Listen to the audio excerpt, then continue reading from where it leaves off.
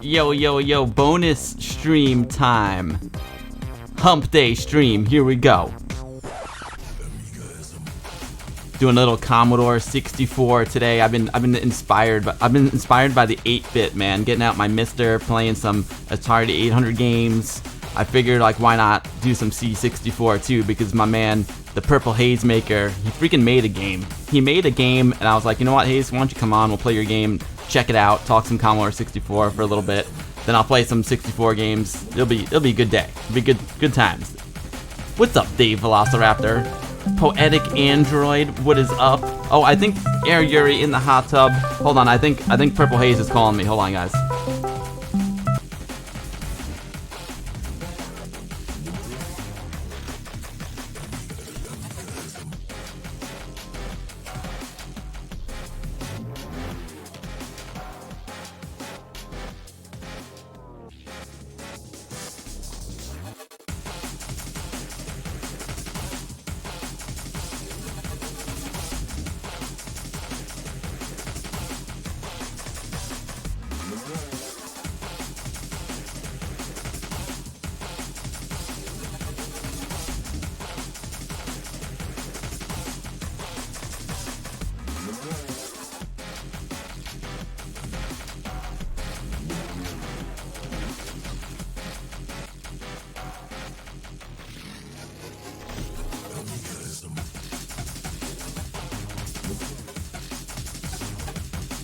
The Purple Hayesmaker is ready. Air Yuri, what is up? Sin Lao, thank you for the host. Raveman, Phase 101, Retrotech Dan, awesome surprise. Thank you, my man. Picard 2010, what's up? Sanzian 01, I got my future with 8-bit pen right here, my man. Poetic Android, bonus, you know it. The Wednesday stream is on, Sanzian, you know it.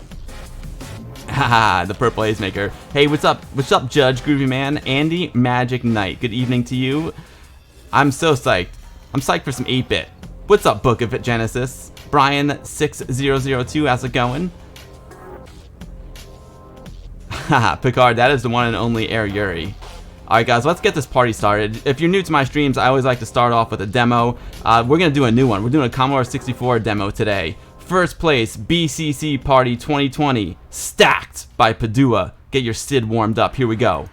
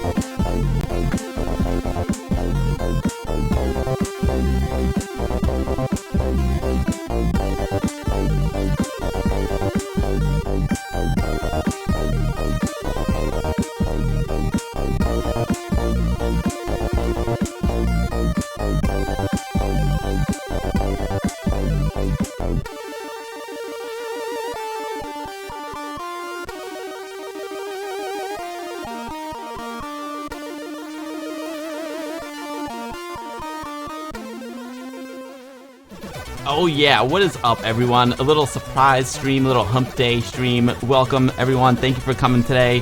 It's a pleasure to have you all. I'm looking forward to some Commodore 64. Oh yeah, Dave Velociraptor. Dude, the Purple Hayesmaker is the man. I love that guy.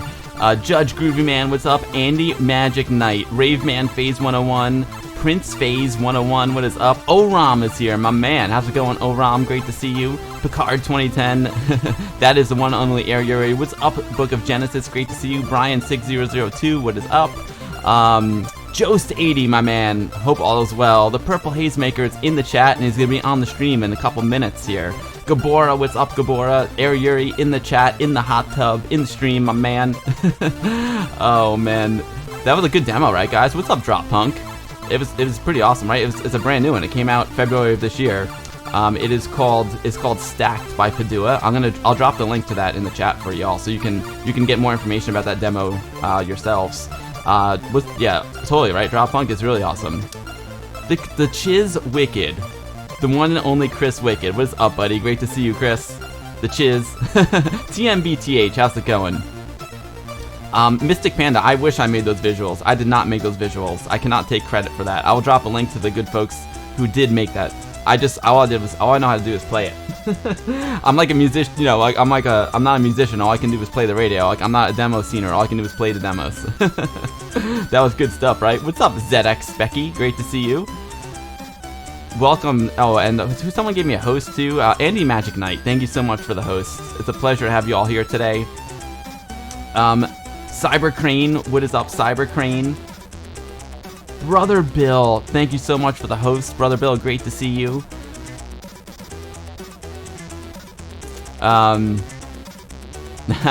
Dave, it's gonna be awesome. Today's just gonna be a chill stream. ZX Becky, I'm doing great. Thank you very, very much, ZX Becky.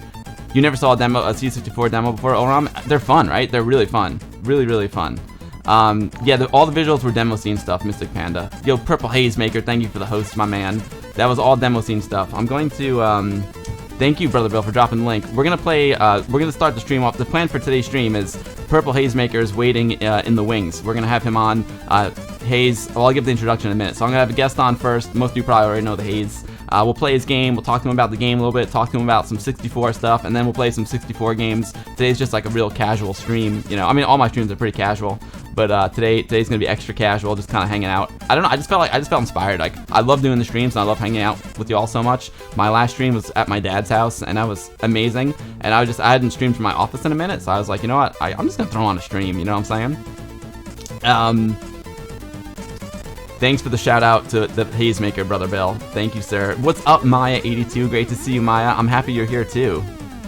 I'm very happy. The weather's weird there, ZX Becky. The weather is beautiful here today. I'm gonna go on a walk with the wife device right after the stream.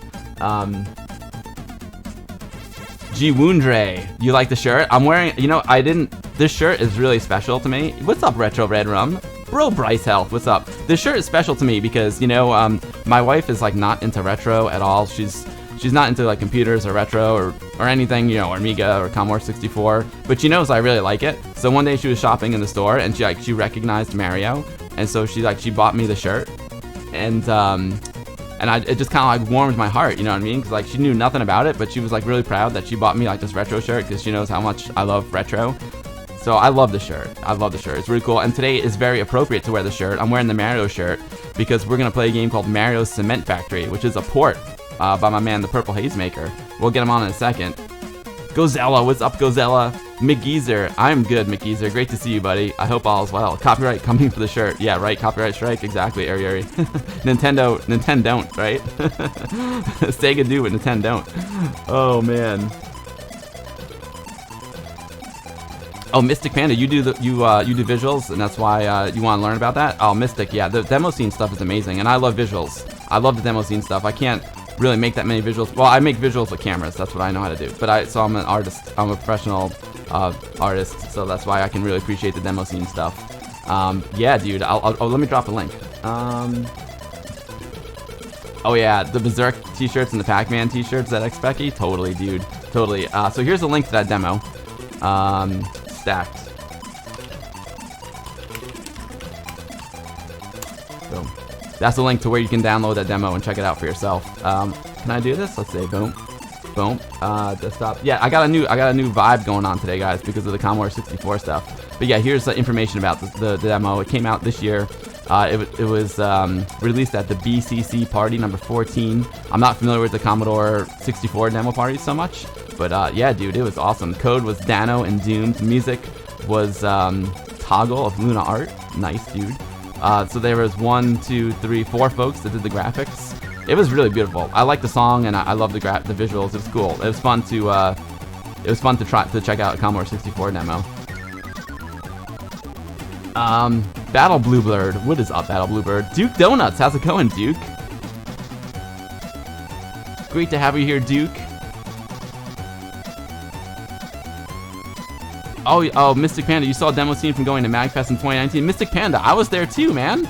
I was there too. The Polish guys are good friends of mine who come over. Great to see you here, Retro Retro, by the way. What's up, Locust? Drop Punk does 3D art, started on the Amiga. Oh, awesome, dude. That is great. Oh, wow, that was gorgeous. I love integrating my viewers, into the stream. This is wait, where'd it go? This is Drop Punk's artwork. Holy cow, dude, that is amazing. I actually want to get into 3D myself. I was a big Imagine guy back in the day. I recently started getting more into Lightwave. And you do lighting art. Oh wow, we should chat. I'm trying to learn some Unreal Engine as well, because Unreal Engine is playing a big role in filmmaking, which is what I do for a living. So I'm trying to learn some Unreal Engine as well. Thanks Drop Punk. That's really great stuff. Nice, Mystic Panda. I'd love to see some of your stuff too. Nice, Bro Bryce 64. Nice, you got the Commodore 64 going. Yeah, that was your first MagFest. Oh, Mystic Panda. I go to MagFest. Well, I've been going almost every year now. I'm good friends with Inverse Phase, and like I said, the Polish guys who come over, Faye and Argasek. And this year, Ace Man came over. They're really good friends of mine. I go to Poland. I go to their parties in Poland too. You started on Imagine. You worked for Epic Games. Oh, sweet, Drop Punk. I started on Imagine was my first 3D program too. You do pet ski art. Oh, I'd love to see that, Bro Bryce. That'd be awesome. Unreal these days. I would love to learn some Unreal, because virtual production is becoming really, really big in filmmaking. Obviously Mandalorian and stuff, and I think it's going to be even bigger now with the whole COVID situation,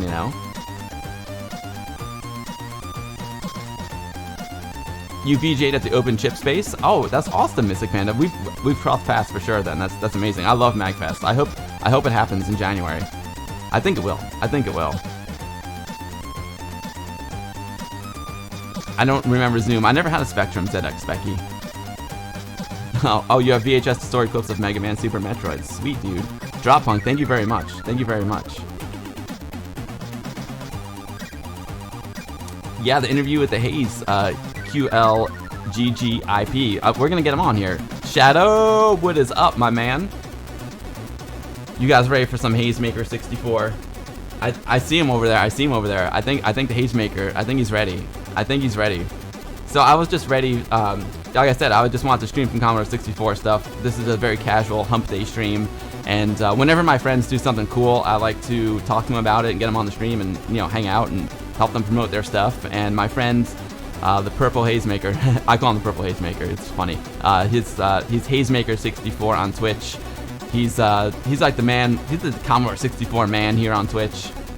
He does Amiga stuff as well too, and he recently made a game. I didn't even know he made games. I thought he was just a streamer, but the dude makes games too. He streams and he makes games. He's amazing. So I wanted to have him on and talk to him about it. He's a really good dude. Let's see. Hey, Mr. Cola, talking about good news. Good dudes. What's up, Mr. Cola and Vincent GR? Great to have you here, guys. Let's let me turn down the music here. I hope you can hear the music. I'm streaming. My setup's a little bit different than usual. Turn down the music. We'll turn up the haze.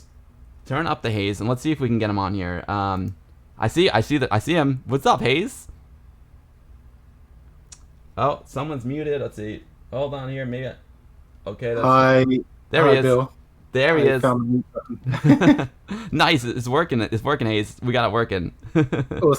Awesome. Hi, everyone. Sweet. Yeah, Amiga Bill and Yeah. Hayesmaker together for a ZX Spectrum party. Shadow, I'm up for anything. I'm up for anything. I love all retro, you know what I'm saying? Well, Hayes, thank you so much for coming on the stream today. It's a pleasure to have you on. I'm a big fan of yours, and you know that's the thing I really love about Twitch is we met through Twitch, and I feel like Twitch really has a strong community feel to it. And when I met you here on Twitch, I was like, oh, cool, this guy's doing Commodore 64, and then we hit it off real well, and we become great friends. So I appreciate you coming on today. Do you want to give everyone a little intro about yourself, just in case there's some people watching who don't know you? Sure. Yeah. Thanks, Bill. I'm Hayesmaker64, aka the Purple Hayesmaker. I've been streaming on Twitch for about just over 2 years now, and learning assembly is something I've always wanted to do, and making a game for the C64 is something I've always wanted to do. I'd made a couple growing up. I'd made some basic games and text adventures in basic, some shoot 'em ups in shoot 'em up construction kit, but I'd never figured out how to do assembly. So something I've always wanted to do. And when Shalan 50K started streaming, and he had just made a game for the RGCD 16 kilobyte competition, and that inspired me to sort of start learning assembly. And here we are. Finally, that was about 6 months. Well, no, he started streaming about more than a year ago now.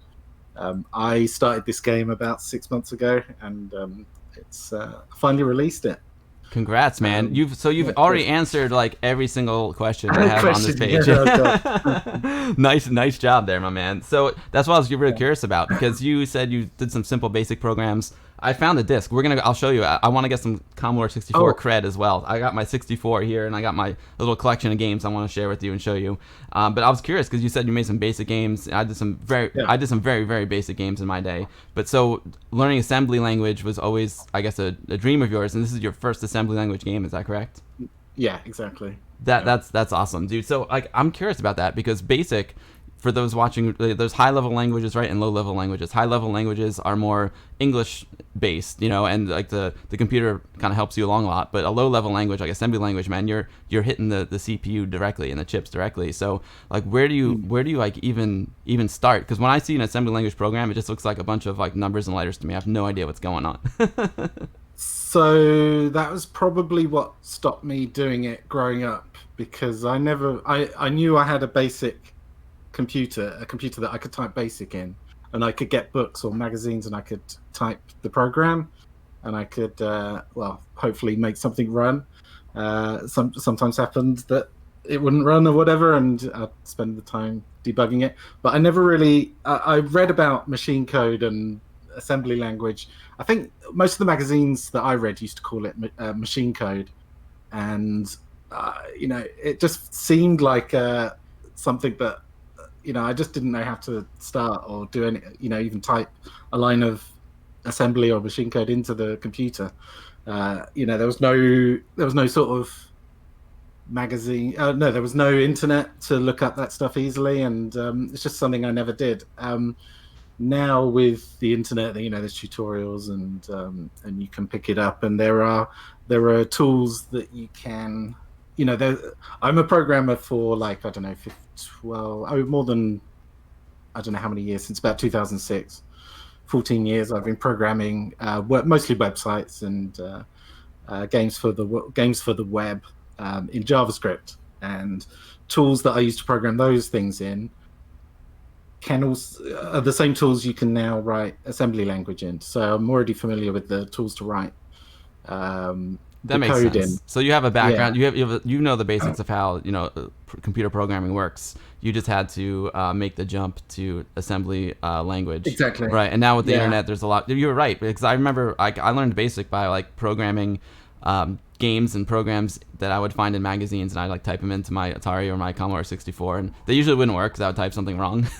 I would like do like one thing wrong and it wouldn't work. I'm like, oh, come on, after all that work. But then, but I learned.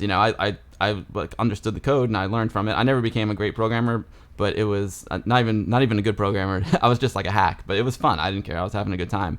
Do you think so as someone who programs for modern computers, like you said, you do websites and Java, Do you think like learning assembly language on a simpler machine, like an 8-bit machine, like a Commodore 64 or an Atari, like is that a great place to start? Is it good to start with the simpler machines?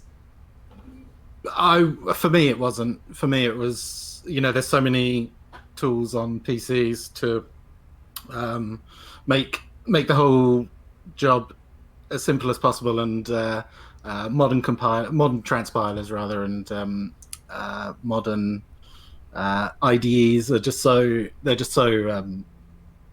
much friendlier to, especially if you're starting out. You only really need like a light text editor and a good assembler tool, and there are multiple assembler tools for both the C64 and Amiga, and there's plenty of tutorials, and the tutorials I followed were quite difficult to get into, but when Shutdown started streaming game dev for C64, that was a lot easier. He'd made some PDFs to follow, and those were a lot easier to follow than the tutorials I'd found online. So using the PDFs and also having his Discord and having his streams where I could just ask anyone questions. I'd get stuck. I'd be like, why the hell doesn't this code work? God damn it! And someone would just go, oh yeah, because of this. And I see Andy Magic Knights there. He helped a lot as well, and he's still helping me now because I've just started a new game. So that's awesome. I think it's so cool because you were mentioning Shallon. Shallon is another streamer here on Twitch. He does a lot of Commodore 64 stuff and does a lot of game dev, and that's what Hayes is talking about. That's what inspired him to make the game. It's so cool how like the Twitch community. You said Andy Magic Knight helped you too. How the Twitch community came together to make a game. I want to play his game too. His game looks really really cool. I think you Shallon and Chizwicked all worked on it together. Is that right? Which game? There was a new one that I saw you guys talking about, like, I don't know, a month ago maybe. I'm pretty sure it was all done live on Shallon's stream. Oh, Luma. Yeah, that's it. Luma. Yeah. So the story behind Luma is Shallon made a web tool that was basically a level editor. So he made the level editor. He had the idea for the puzzle game. He made the level editor. Then he started a charity. He announced a charity stream, like he was going to stream for 16 hours and make the game during the stream. And the level editor was available up front, so people before the stream and during the stream even anyone watching could design levels in the level editor. And then Shallon, as the levels were being uploaded during the stream, Shallon was putting them into the game as he was coding it during the stream. That's amazing. He's insane. Yeah, he had already done a 12-hour stream and made Luna, which is Luna, which is the witch shoot 'em up that he made for a competition for Halloween last year. That was Retro Red Rum's double-sided games Halloween competition. These competitions, by the way, they're like the for years now, starting with the RGCD 16 kilobyte cartridge competition. For years, these have been like a breeding ground for awesome games for the C64, and it's one of the reasons we get so many games come out as physical cartridges now and discs and tapes, because a lot of those games has been made for these competitions over the years, and now they're coming out as physical editions. And RGCD, Cytronic, Protovision, they're all sort of leading the way in publishing games and double-sided games as well. I think Double-Sided Games is in chat. Jeremy's here, and so that's so cool. I mean, it's I think that's really great because the competition gives you an excuse to get moving on a game, and it gives you like a deadline, and so it's a good motivation to actually get working on something. And I love how like the Twitch community came together to make that game. That's so cool. I don't know how he did though, because like I get tired after like 2.5 hours of streaming, and I know like when I do a creative stream, I really don't get that much done because I end up like talking to everyone, and then like I do a few things here and there, but it's hard to like for me personally to be actually productive when I stream. That's really really incredible. Yeah, Shallon gets around that by ignoring chat completely. Oh, that's one way to do it for sure. Retro Red Rum. So that's Double-Sided Games. Jeremy is a great friend of mine and member of Westchester Amiga user group, and he is producing amazing games for Commodore 64 and Amiga both. I want to play your game. I was gonna get to the game, but being that you brought it up, Hayes, I was gonna ask you about like the whole Commodore 64 scene, because I'm obviously tapped into the Amiga scene, and there's lots of like really exciting things happening in Amiga scene. But from what I understand, like Commodore 64 scene is just like exploding. Like if there's like 20 games to come out for the Amiga in a year, there's like 200 games to come out for the Commodore 64, something like that in a year. So can you just give me like a little overview of like what's going on in the Commodore 64 in the Commodore 64 scene right now? The C64 scene is huge, and it's probably the biggest. It's easily the biggest retro dev scene, for a number of years now. And that's what got me back into buying a new C64 after getting rid of mine years ago, and starting to build my game collection again, because all my games went while I was growing up. It's the usual story. And the scene sort of kicked off. It was mainly the thing that drew my attention to the scene was RGCD's competition from 2011, 2012. A guy called Paul Kohler released a C64 port of Canabout called C64 Nabout. It's the infinite runner that you could play on iOS, and he made it. He made a really good port of it for the C64. And RGCD sold it as a cartridge, and I was like, oh my god, someone's selling C64 cartridges. And I went to the website, and they had about 30 cartridges, and I bought them all. I bought all the ones they had in stock. I just snapped up, and I've got those. You can see I've got these here. These are the RGCD cartridges. That's so cool. I mean, I know it's so funny because when things started to heat up for the Amiga scene, I would buy like every single thing that came out. And I'm like, this is so cool. I want physical edition, and I still try to, but there's so much more coming out now. I'm like, I don't know if I can buy everything. Same here. Yeah, there was a time where if it was physical and it was for the C64, I would buy it, no question. But I love now the there's physical. so many, I can't keep up now. I love the physical stuff. Maybe I should. So you're talking about RGCD. I got a couple of their stuff here. Yeah, I got two of these here, and then 1 second here. So you can see my crazy blue shorts I got on. I'm like totally casual today. And then we're talking about double-sided games. All right, so yeah, I got a couple things to show you here too. I got so these are both RGCD. Yeah. These are Amiga releases, but they also have the Commodore 64 graphics as well. This is Tiger Claw, which is a riff on the classic like Bruce Lee, which I love. And then here's Power Glove Reloaded, which is also a Commodore 64 game, and this is the Amiga version. These, sweet, sweet. I mean, and these releases, I mean, they're amazing. I love. Talk about like if you're gonna release on physical, like this is the way to do it, man. Like these, this thing, dude. The Tiger Claw came with a shuriken. I mean, how awesome! That's so cool. They were. Yeah, they RGCD always put lots of doodads inside, and you just have to open it up, and there's stickers and stuff, and you get a manual as well, which is great for games these days. I love it. Yeah, I love having the actual manual. It's so cool. And then I also have Abbé de Morts. I got a few games from double-sided games. This is also, I mean, a top quality release. Their games, like anything that Jeremy from double-sided games like puts his his name behind, I know it's going to be good because he's got really great taste and really high standards. And this is so cool. I mean, it's a freaking cartridge. Like as cool as the Amiga games are, with the floppy disk, like it's just so awesome to like have a cartridge. That's amazing. Especially with a transparent shell. Yeah, it's so cool. I can take it out of it. See, I have it protected. I love this one so much. I have it protected in the Ziploc bag. I can go to, let's see, do I have a full screen? Yeah, I can go full screen. Look at that. Look at that bad boy right there. That is a thing of beauty. You rock, Retro Red Rum. You're the best, dude. Oh, man. Someone sold that game, L'Abbé de Mort, someone sold that on eBay for £400 or something. Because they were limited edition. I tell you, that is. Sometimes I get disappointed in humans. That's pretty low. I think someone. Oh, speaking of that, I think someone tried to do that with. I know McGeezer. Oh man, this will fall down. I know McGeezer. I think someone did the same thing to McGeezer. This is a limited edition of Rygar. He made very few copies of this, and some bozo tried to pawn it out on eBay. So. This is another great release from McGeezer. I mean, this is one of the best Amiga releases of current times. It's a great port of Rygar from my man McGeezer. Yo, Duke Donuts, thank you for the follow. I just noticed. See, I just made this template right before the stream. I'm sorry your alert was covered by the gorgeous 1702 monitor there. But thank you for the follow, Duke Donuts. You rock, dude. I'm really glad Purple Haze turned me on to you. I was watching your stream the other day. Great stuff, dude. Thank you, Duke Donuts. Hey, Semaphorus, what's up, Semaphorus? 500 quid for this. That's crazy, McGeezer. Like, and that's a free gift that McGeezer gave out to people, and then there's some bozo trying to sell it for 500 quid. That's crazy. But the developer of that game, Labby Demore, Antonio Savona, he's another sort of key inspiration of mine for sort of getting into assembly.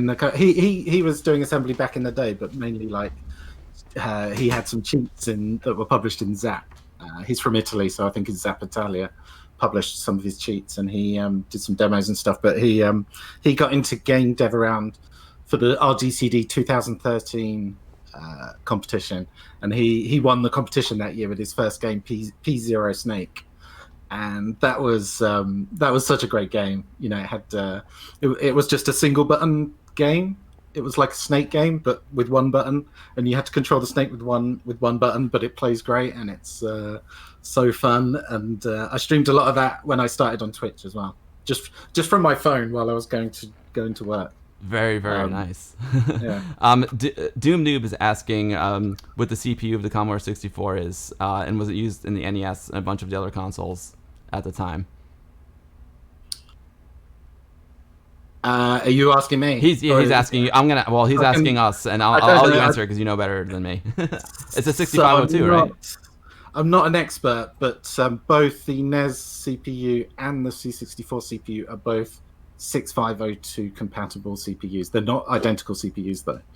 The NES one ran twice as fast as the C64 one, gotcha. So they're not the same. But they code-wise very similar. Obviously, they're both 6502 assembly language operated CPUs. So you can write.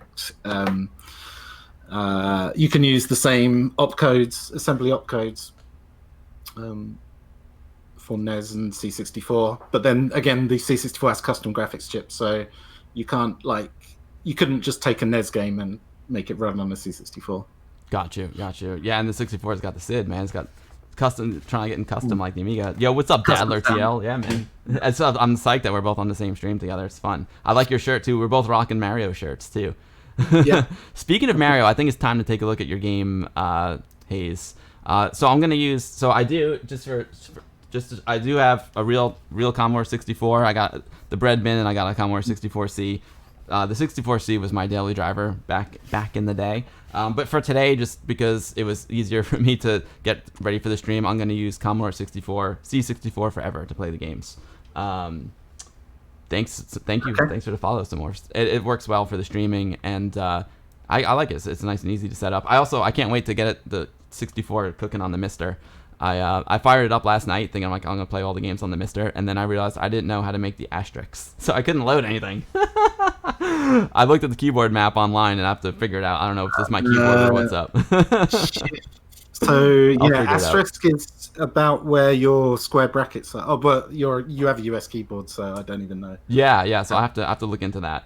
All right. Anyway, let's fire up. So this is the game. So I got a lot of questions about this game. The game is called Mario's Cement Factory, and if I understand this correctly, that it is a port, and it's actually a port of a watch game. Yes, this one. Yeah, Game and Watch. Oh wow. Oh, okay. So it's not like a wristwatch. Got it. No, they're called. They were a series of Nintendo handhelds called Game and Watch. Some had dual screens, some had wide screens, and some had these small screens. Cool. All right, let's see. Let's fire this up. I'm going to make sure. I'm not going to switch over yet. Let's make sure this works. Here we go. Joystick seems to be working. Well, boom, goes full screen. There we go. Nice. I love it. Got no audio. You should have audio. You don't. I see the audio's bumping. Maybe it's just low. Oh, sorry. I'm muting the stream. Oh, no problem. Yeah, guys, let me know if the mix is good. I have the audio a little bit on the lower side just because I want to be able to hear Hayes well. But I can turn it up for a minute. Hold on, I can turn it up for a minute. Let's see if I go escape. We'll hear the song for. Let me fire it up. Boom.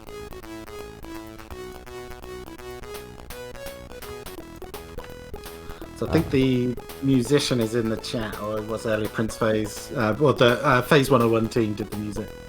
I don't know why. This is a little bit annoying. Oh, you want joystick plugged into go. port 2? Yeah, no, I'm trying to turn up the music. For some reason, I couldn't get over it. I'll turn it up. All right, we got 100% music now.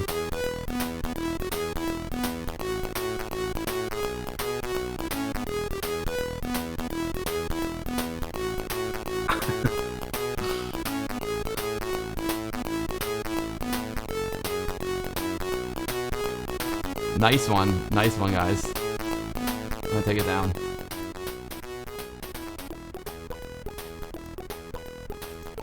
So Doom Noob is asking you about the complexity of assembly language. How does it compare between 6502 and 8086 and Motorola 68000? I don't know if you've programmed in those AAAs, but no, I haven't. Okay. I haven't. No, I've only done 6502 assembly language, so I couldn't compare it. But the only thing I know that's different is I think the 68000 has 16 registers instead of the 6502's 3.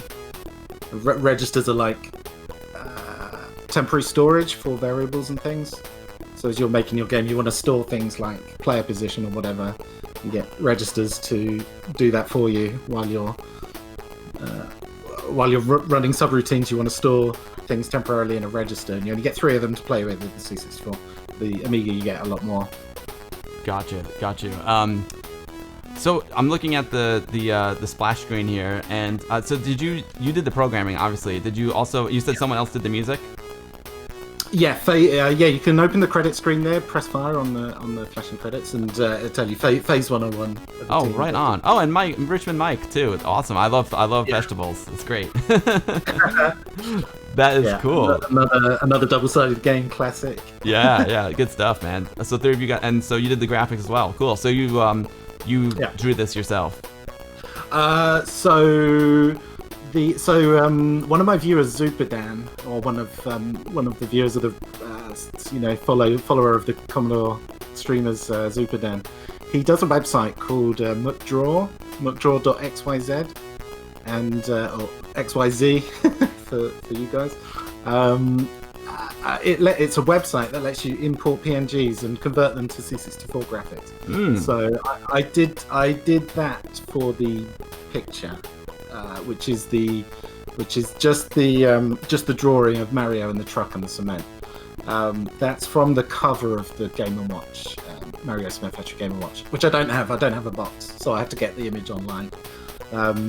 The logo, the title, you'll notice when you first load the game, that title drops in from the top. So that title is all sprites, which I drew myself, but based on the graphics of the box again, the handheld box. The rest of the text is part of the bitmap screen, which I drew, and the font actually was done by Shaland because I couldn't be bothered to do a font, and the rest of the game graphics. So when you're in the game, the background I drew myself from hand. And the foreground sprites and the cement and stuff. The Mario, the player sprite, I took the Game Boy Advance graphics, the sprites from the Game Boy Advance version of Mario Cement Factory, and I shrunk them down to the C64 sprite size in Photoshop, and then imported them into SpritePad, which is a Windows sprite drawing tool for C64. For C64 dev. Wow, that's a lot. That was a lot of work. You said it took you 6 months. That's awesome. I'm really excited. Actually, I would like to try that. I see Chiz dropped the link into the chat. MC Draw. That sounds cool because one of my favorite things to do is just to like mess around and take a modern photo that I took and convert it to like Amiga 16 color mode or ham mode. I would love to play around with some Commodore 64. Yeah. That'd be really, really sweet. That's awesome. So, I mean, I did have to. The image it creates is a bit messy. So I drew over quite a lot of that myself. But the basic image is from the tool. That makes sense. Yeah, and then it chooses the palette for you and all that stuff. Mm-hmm. Very cool. Very cool. So let's see. We got some options here. Music on, sound effects on. Oh yeah, we want the music and the sound effects for sure. Scores would be your high score list. Perfect. And then I see there's different games. There's game A, B, game A and B. Yeah, so game A is the easiest one. Game B is the harder game, which is how the handheld game does difficulty. Got you.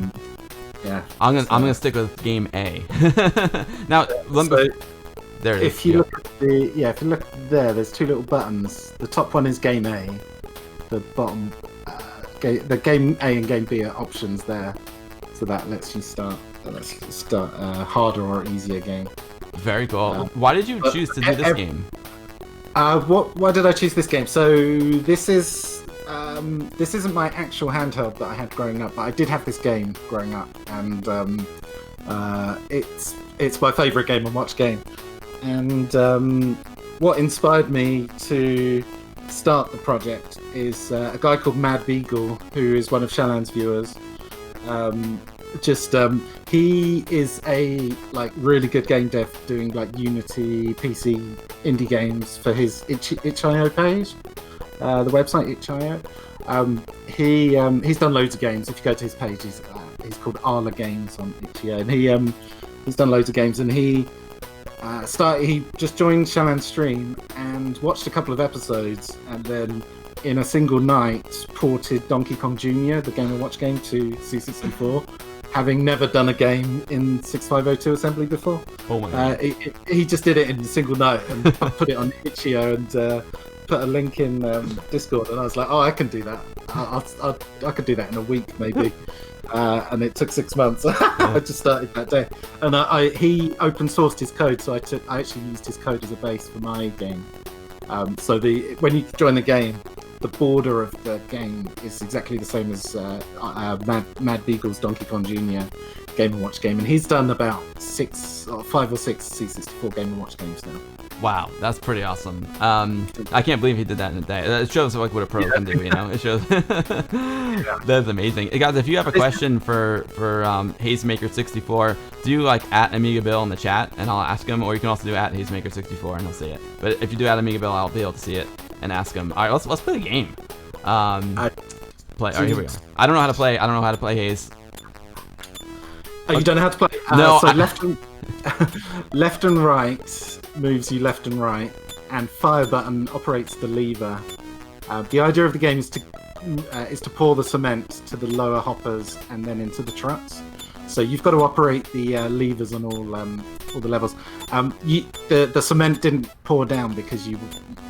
Yeah, I gotta go back up. Whoops. Yeah, the cement hadn't. I jumped the gun there. Oh, there we go. Nice. So you have to wait for the cement to go to fully to the bottom before you can. Gotcha. I better go over to the right side and get some too, huh? Yeah. I guess when it fills up, that's no good, right? So it can hold 3, and then any more after 3 will overspill the cement. And once you overspill, that's how you die. That will kill one of the drivers, and then you will gain a miss.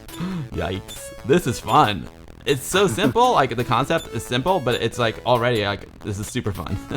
I can totally see how it gets addicting. And it's a great format for a watch game too. That's another reason why I chose this game. It's just such a fun game. This is cool, Hayes. I dig it. Congrats on making this game. That's awesome. I love it. It's to me, a lot of times for me, simple is the best. You know, simple games are the best because I don't have time to learn a game and get really deep into it. So that's why I still love Miss Pac-Man. I love Miss Pac-Man so much. I can just turn on and have a great run at it. You know. Oh, you're doing really good because Chiswicked got about 3 points on his first go. So you're doing better than Chiswicked. All right. Chiz is the man. I love that guy. All right, well, all right, down. I'll let this one come down. I practiced on. See, I messed that up. I meant to go over there. Oh.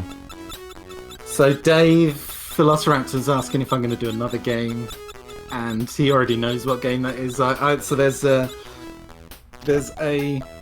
legendary C64 developer called Neil A. Bates. Oh, you died. Once. Okay, so I got. Oh, so it resets. I got it. So there's one driver per truck, and then if you fill up, that driver dies, and then you have to restart again. Yeah. The losing a life will just clear the top row. The top row of cement will get cleared out. Gotcha. It's to prevent. Otherwise, you could just you could get in a death loop where you can't avoid. Also you can't. You can't fall. Got it. You can't fall. No, you have to step onto platforms. If you don't step onto a platform, you're dead. Cool. So yeah, my next game is going to be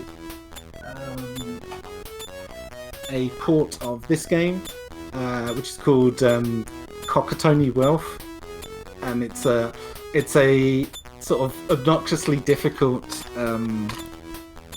single flick sort of flick screen, like Labby D'Amour is a flick screen game. Right. Go from room to room. It's like that, but you fly.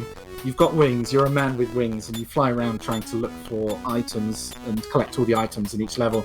But the gravity forces you down all the time, so you've got to keep flapping your wings to keep high up in the air, and pretty much anything you touch will kill you. So it's one of those really obnoxiously difficult games, and it's just something fun. I really enjoy it, and it should be fairly simple as a second project. That's cool. You got to build up. But it sounds like it'd be almost like a Flappy Bird, not like a Joust, like how the bird kind of descends. More like Joust, I think.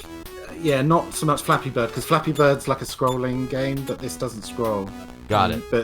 This is more focused on exploration of rooms, but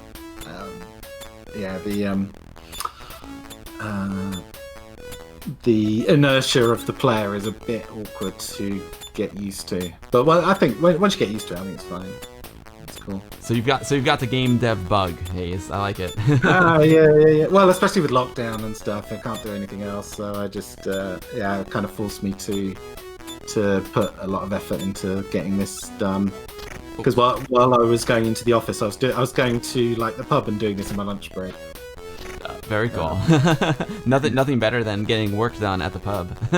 Yeah. Oh man, Hayes, this game is fun. I got 47's not bad for a first try. That's a really good first score for sure. Yeah. So I'm not as bad at games as it looks on stream. That is so cool. Duke is asking if there's any special mode other than Game A and Game B. So Duke knows the answer to that. I had a hunch. That was a loaded question. So if you press play, Duke requested a feature where if you press Shift and F1 now, it starts like an Easter egg mode. You have to hold Shift and press F1. Shift and F1. Yo, Boca Retro Stuff, thank you so much for the host. I appreciate that. If you're just joining the stream, we are chatting with Hayesmaker64, who is a fellow Twitch streamer over here in the Retro Directory, a good friend of mine, and now he's a game developer as well. And we are playing his first game. Well, no, it's not your first game. It's your first assembly language game, right? It's called Mario's Cement Factory. Because you made Thrust 30, is that correct? Yeah, so Thrust 30 is sort of my first sort of game that I've released on iOS and Android. I don't think the iOS version is still available because I think I let my developer license slide. But I think it's still you can still get it on Android. And it's just I just wanted a remake. I wanted a decent Thrust clone.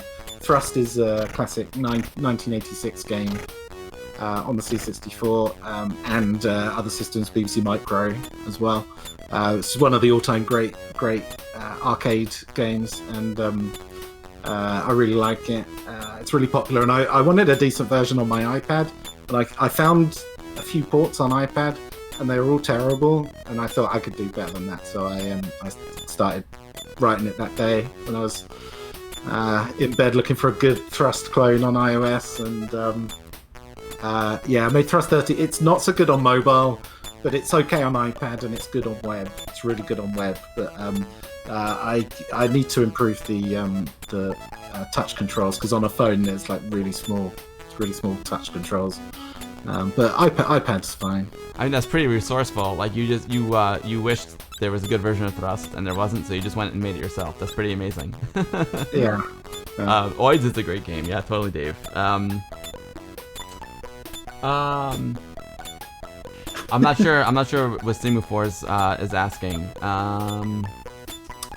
Who, sorry? semaphores. How slow would it be to use? Oh, the programming language C for C64 programming. Like how? It's pretty slow. Yeah, it's not good. I know some projects that have used C, but you want to be doing on the C64. You've got a 1 megahertz processor. You need to be talking directly to it rather than through layers of abstraction that writing stuff in C produces. I think the same is on. I think it's the same on the Amiga really as well. I know there's improvements to C to Amiga and stuff, and basic game engines and stuff on Amiga, but I think you've really got to be hitting the CPU directly to get the best performance, and on these old systems you really want to be getting the best performance you can. I know some folks on the Amiga scene, they use a combination of C and assembler. So there's some things they program in C, but then at the end of the day it's assembly. So that's fine. Yeah, if you can work out what areas of code would work in C and not bottleneck the game, then that's absolutely fine. So I was thinking of doing that for like my dream is to make my next dream is to make a turn-based strategy on the C64, like a really good one, like Advance Wars on the GBA. And I was thinking of doing the AI in C and the rest of the game in assembly, because like the AI just needs to run while you're not playing, so it doesn't need to be. It won't bottleneck the game while you're moving around, because the AI will happen during the computer turn. So it's not. It won't. Hinder the work. gameplay. Yeah. Steps. I didn't do that. I have to go do that trick. I tried it, but it didn't work. I didn't do it right. In the meantime, Steps is asking. I have a feeling this is another loaded question. He's asking if the border color can be changed. Yeah, it can. Yeah, you can press F3 in the game or in the titles to change the border color. Oh, cool. Very cool. I kind of cropped it. I cropped the left and right just so I can make the actual game a little bit bigger. Well, that's. I think if I had that, I had a 1702 or maybe a 1701 monitor, but they were virtually the same when I was growing up, and that's pretty much how the borders were cropped on the actual system. Like you wouldn't see the whole border in the CRT. Yeah, I know. On because I made this template last night, and I had that's my actual 1702 that I took a picture of. Oh, and, wow. And I was everything you see is like made. All my templates I make from scratch with my real stuff. And so have you got 3 1702s then? Because you've got 3 1702s. No, that's the same one. I just duplicated it. Yeah. I do have how many 1702s do I have? I think I have 2. And then I also have the JVC monitor, which is the same thing as the 1702, but it's got composite in it. It doesn't have the YC input, and it's got BNC connectors on it because we used it in an AB roll edit system. That's how I learned to edit video. My dad, in his school, he had these JVC monitors, which are 1702s, but they had composite BNC connectors in instead of the YC. Right. It's pretty cool. So if you're like into like collecting CRTs, it's cool to have the JVC as well because it looks just like the 1702, but it's got like a gray and blue color scheme instead of like the beige color scheme. Oh wow, yeah, nice. So were they were like the same shape but just JVC branded? Identical shape, and I think the electronics are the same too. It's just that it has composite in with the BNC connector versus the YC with the RCA connectors. I've got the Philips CM88 Mark II, something like that. Philips CM. I don't know if you've seen those. I may have seen them, but I can't think of it off the top of my head. Can you see? Oh yeah. One? That's a beautiful monitor. That's awesome. And that works fine, except I have to hold the power button in for it to stay on. So I need to get a new power switch and solder it in somehow. Yeah, sometimes, especially like the 1084S on the Amiga, like that door always breaks off, and I was so bummed because I had like a badge of honor. My door was like good until like 2 years ago, and I was bringing it to an exhibit at VCF East, and I was pulling it out of my car, and it just got caught on the rubber mat as I was pulling it out of my car, and it snapped. I'm like, no. Oh dear. You have the JVC broadcast monitors, and they're great, Gabor. Sweet. I can show you a picture after we get out of the game. I can show you a picture of the JVC. If you've seen my streams recently, I just dug out my dad's JVC monitor because he retired, so I took a couple from his office. So I've been using them on my Amiga streams just because I've been enjoying reminiscing about them, because I learned how to edit on those monitors. So I was like, you know what, I'm gonna bring the JVCs into the mix, on my stream just for nostalgia. But you said there was a trick. I think Duke Donuts mentioned there's an F key. Yeah, should be Shift F1. Shift F1. Did it do anything? Or try F2. Oh, there. Oh, Duke. There it is. That is amazing. I see the Duke down there on the lower right. It puts that little image on the screen, and it also turns the speed up to the maximum. That's insane speed. Yeah. That's just kind of like, you just kind of have to feel it. I could never jump on the platform when it's moving that fast. It's like a blur. That's crazy. It's because if you've ever seen Duke Donut's C64 streams, him and Chubo like playing crap C64 games and having a laugh at the Commodore 64's expense by showing everyone on Twitch how crap C64 games are by playing the worst C64 games. So I wanted to make a Duke mode that turned my game into a pile of shit so that he would like it.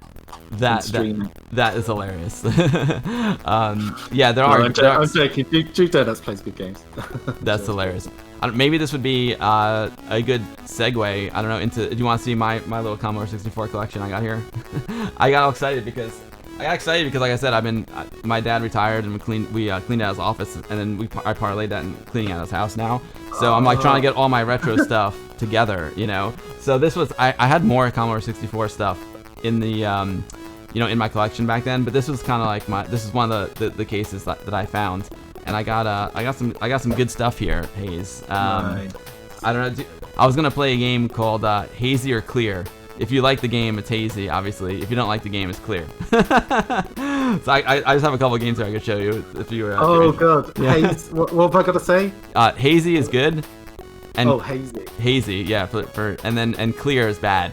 Okay. Yeah, I definitely gotta check out some more Duke's streams. They sound hilarious. All right, so here's one. Beachhead. Amazing. Hazy. Very hazy. Foggy. So it's in my top 5 C64 games. That is, and I have one of the highest scores on highscores.com. Oh, nice, dude. Well, I'll have to play some Beachhead. Here's the one. Karate Champ. Is that the same as? So that might be a US version of Karate. What is it? No. Shit. I don't know that. I don't know if I know that game. Well, I'll have to fire it up. There's the classic arcade game Kung Fu or whatever, Kung Fu Master. I don't know if it's the same thing.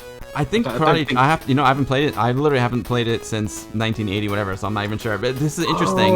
On this disc is very interesting. On the front side is the Commodore 64 version, and on the back side is the Apple II version. So that's pretty rad. Oh, brilliant! Yeah. I think I may have actually played that one. I think it's like if it's what I'm thinking of, it's like a really sort of. It's a really weird karate game, but it's obviously a karate game. But yeah, I may have played that. I'm not sure. I can't remember. Cool. All right, so that one we're not sure if we'll go clear on that one. They can't all be hazy. Oh, by the way, guys, I forgot to mention, if you do !Mario in the chat, it will link you to Hayesmaker64's itch.io page where you can download the game and get a lot of good information about it. So !Mario in the chat. Oh, thanks for that. I wanted to say, I didn't expect it to do so well. I've had so much positive feedback from the game, and I got over 1,000 people downloaded the game in the first week. So I was really that took me about a year for people to play that much Thrust 30, and that's a modern game for modern platforms, and this is a 40-year-old computer game, so this is like a game for a 40-year-old computer, and it's a remake of a game from 1983. So congrats, that's awesome. Yo, Poetic Android, I should make a homegirl command. Sorry, Poetic Android, can you remind me in the Discord to do that? Because I'll forget. Yeah, I think there were questions about Nintendo and licensing. I was gonna get to that. I do have that on the paper here, but I didn't even need to do this paper because you guys are just answering all my questions. I love it. Oh no. Okay, let's see some more of your games. But I'm curious about the Nintendo thing because I played out at MagFest, the Music and Games Festival. Yeah. We were talking about that earlier. I was in the vintage. They call it the Computer Museum. And I played this amazing thing. It was Super Mario Brothers on the Commodore 64, and it was incredible. But they were so nervous about it like the guy's like, please don't even take a picture of it, because if you post it, you know, on your Twitter or your Facebook, they're gonna come after us. I'm like, holy cow, like that is hardcore. That is, you probably would have been fine, because I don't believe that Nintendo lawyers ever asked anyone to take that game down. It seems like it was a guy trying to get attention by saying that Nintendo had issued a DMCA for him to take it down, and he couldn't show any scans of or copies of the email or anything, and I don't believe it ever happened. But even if it did happen, people have been asking me about my game and whether I was scared of Nintendo liars, and like, it's a free game, and the moment I release it, it's going to be released on CSDB by about 5 cracking groups, and it's going to be online. And if Nintendo asks me or Itch.io to take it down, it will get taken down, and it will still be available everywhere. Makes sense. And I'm not trying to make money off it. It was just an exercise in learning assembly. If they did get arsy about it, I'll just change the name, change the graphics, and release it anyway. And there's already like 5,000 Mario games on Itch.io, so I don't think Nintendo lawyers are going after these indie devs at all. That's cool. I mean, and by the way, again, like, congratulations on 1,000 downloads the first week. That's awesome, dude. That is amazing. I'm sure that gives you some fuel to the fire to make the next one. Yeah, for sure. And it's a really good game. Like, it's super fun to play. I love it. I'll be playing it right now, but I need 2 hands to handle these 5 1/4. Okay. What's the next one? Conan. Oh god, these games I've never even played. It's crazy, right? And that's something that's very. It's by Datasoft. It's something that's very interesting, because there's like, a lot of times when someone will tell me, like, play this game, you know, on my stream, I'm like, I never even heard of that game, and I really think it has to do with like a U.S. like Europe situation, you know, because like these were games I bought like in the Commodore store that were pretty popular. Wow. So it's cool to know, because obviously you know your stuff. So I think it probably has to do with like a different countries, different regions kind of thing. Yeah, well, Beachhead was a popular one here. I'm gonna play some Beachhead. I got Beachhead right now. Conan's good. I beat Beachhead on the 2nd skill level, but I didn't get as high score as I did beating it on the 1st skill level. And the 3rd skill level is crazy hard, but yeah, it's a game I always go back to. It's such a good game. Really, yeah, really I prefer it to Beachhead 2, honestly. I think the game's much more playable. Although Beachhead 2 2-player is amazing, and the first Beachhead 2, the first level is incredible. But then Beachhead 2 goes off and does these weird levels. The helicopter level's okay, but yeah, Beachhead 1, I just love the whole game, every bit of it. I'm gonna play it in a little bit. You played Realm of Impossibility on the Commodore 64 when you were a kid. Nice, Oram. Yeah, it makes sense. Like Chiz said, there's like over 10,000 games. There's no way you would know them all. Family Feud. Yeah. Little Vanna White. Family Feud. Is that like a quiz game? Yeah, it was a popular show here in the U.S. where you would like spin a wheel and. Yeah. I think we had the same show. Oh, I'm sorry. That's Wheel of Fortune. Family Feud is when there's 2 families. Yeah. There's a family on the left, family on the right, and then they have to like pick a square and then answer like a question about it. And they get buzzed off if it's not a popular answer. Yeah, exactly. Yeah, we had the same show called Family Fortunes. Not Family Feud, and I've never played the C64 game of it, but it's a fun game. And actually, there's a streamer in the mornings UK time who streams overnight from America, she plays on her dad's old C64s and plays all the sort of Wheel of Fortune and all the quiz games and stuff, and they're really fun. Really fun sweet. Well, I'm not gonna go through all of them because it's gonna be a lot of. There's gonna be it's actually more of them than I remember. But this is cool. I've got Dragon Slayer for the Commodore 64. How many have you got? I want to see all of them. Dragon's Lair. I don't have that many. Yeah, I'll show you them all. Let's go for it. This is fun. Dragon's Lair. I really like the C64 version of Dragon's Lair. I know the graphics are pretty rad too. Yeah. I like the way they looked. Yeah, because like people complain because it's not the original Dragon's Lair, but what do you expect? It's taking the formula and putting it onto a system that can handle it, and It's really difficult. But the in the UK, I had the cassette version, which is sorry, I'm not saying hazy or clear. I'm just that's okay. It's fine. It was just kind of a silly thing. That's a hazy one. The cassette version would load the next level while you were playing the previous level, and it's one of the only games I know that did that. I really thought that was a smart feature. Oh, QLGGLP says, "Do I have Last Ninja?"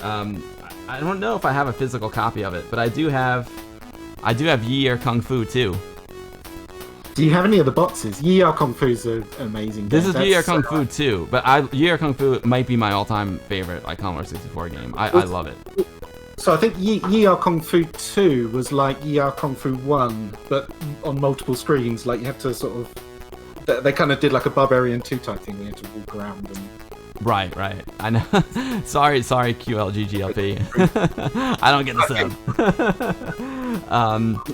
I may be getting that confused with the Way of the Exploding Fists. I tried it. I tried Yi or Kung Fu like 2 really quick before the stream, and I was like, oh man, this is like a totally different game. I wasn't too psyched about it because I love Yi or Kung Fu, but it's not as good. Yeah. This one, this was an interesting one. This was a strategy game. It's called Countdown to Shutdown. Countdown to Shutdown. It's not a nuclear power simulator. It is. It's a nuclear power situation. Yo, QLGGLP. Thank you so much for the subscription, dude. I appreciate that. I'll make it worth your while for the sub. He normally only subs to channels that get his name right, and so far you haven't. QL. So let's see. GG is good game. I mean, it looks like it's a graphic, right? The Q and the L looks like a bracket. It looks like good games between 2 brackets. That's I used to call him Q-Glip. But it's just GG. It's just good game, yeah. Because it looks like the Q and the L, because it's a mirror image on each side. It looks like that's a bracket that contains the GG. Yeah. Countdown to Lockdown. That's hilarious. That alert. Now here's one. Go ahead. We've got we had one of those called Chernobyl. They actually branded a nuclear power simulator after Chernobyl, after the incident. But I don't know if that's the same game. Interesting. I wonder. Countdown to Chernobyl. It's, interestingly enough, my wife was close enough to Chernobyl. I went on overhead cam now, so you can see that the label's better. My wife was close enough to Chernobyl where she had to get like the iodine injections and all that stuff. It's crazy. She still has the marks on her arm and everything. Now here's one. This might be the classic of the classic Commodore 64 games. California games.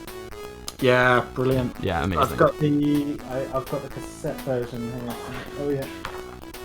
Hold on. I used to love the box art on California games. I'm not gonna lie.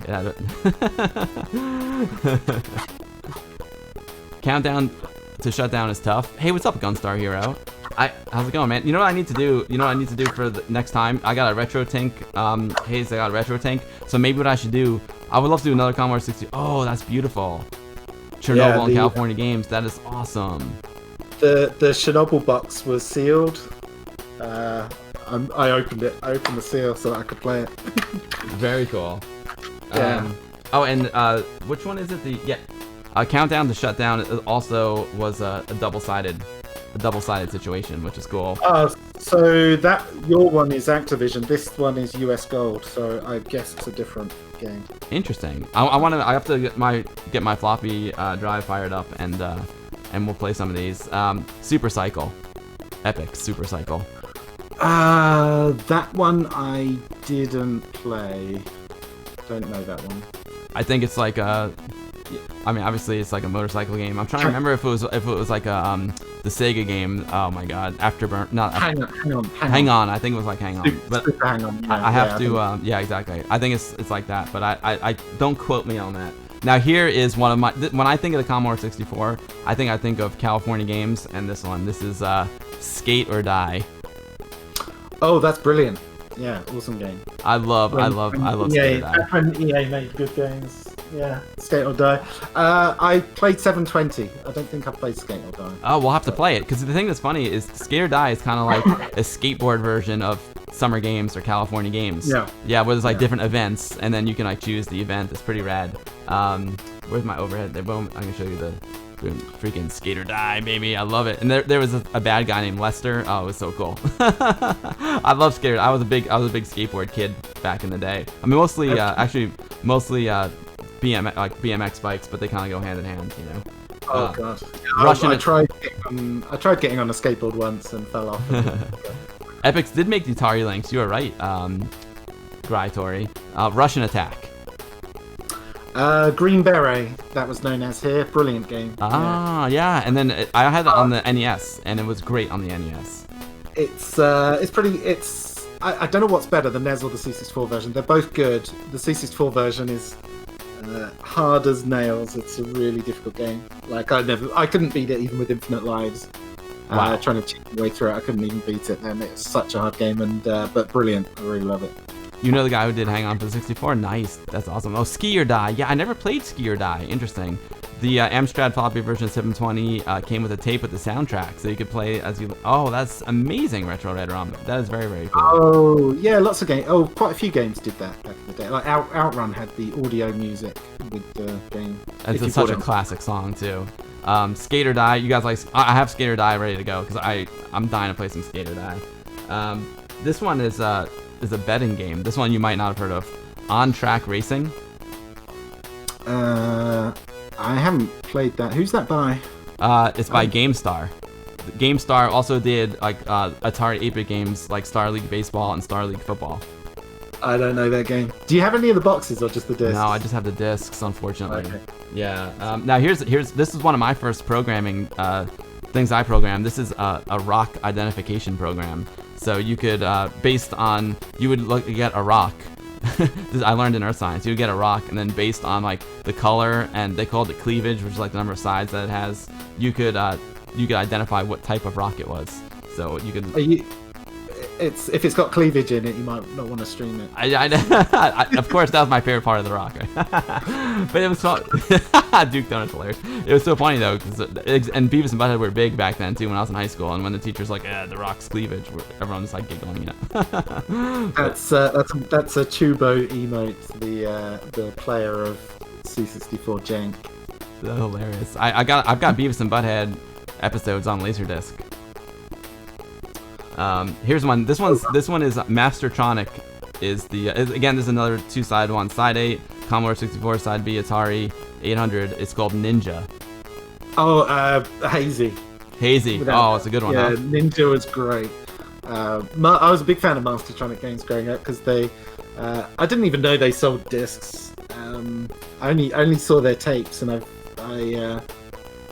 the only games I could afford growing up. £1.99 they used to cost back then. Ninja would have cost £1.99. Oh, they wow. went up to £2.99 at some point, but I would still be able to get those, some sweets, and a magazine, and have change from a fiver, from the new. But I could buy them all in the newsagent. The newsagents used to sell those budget games. So you had to buy everything. Right? That's really smart because they're probably a step up from pure like public domain, but they're still affordable for a kid.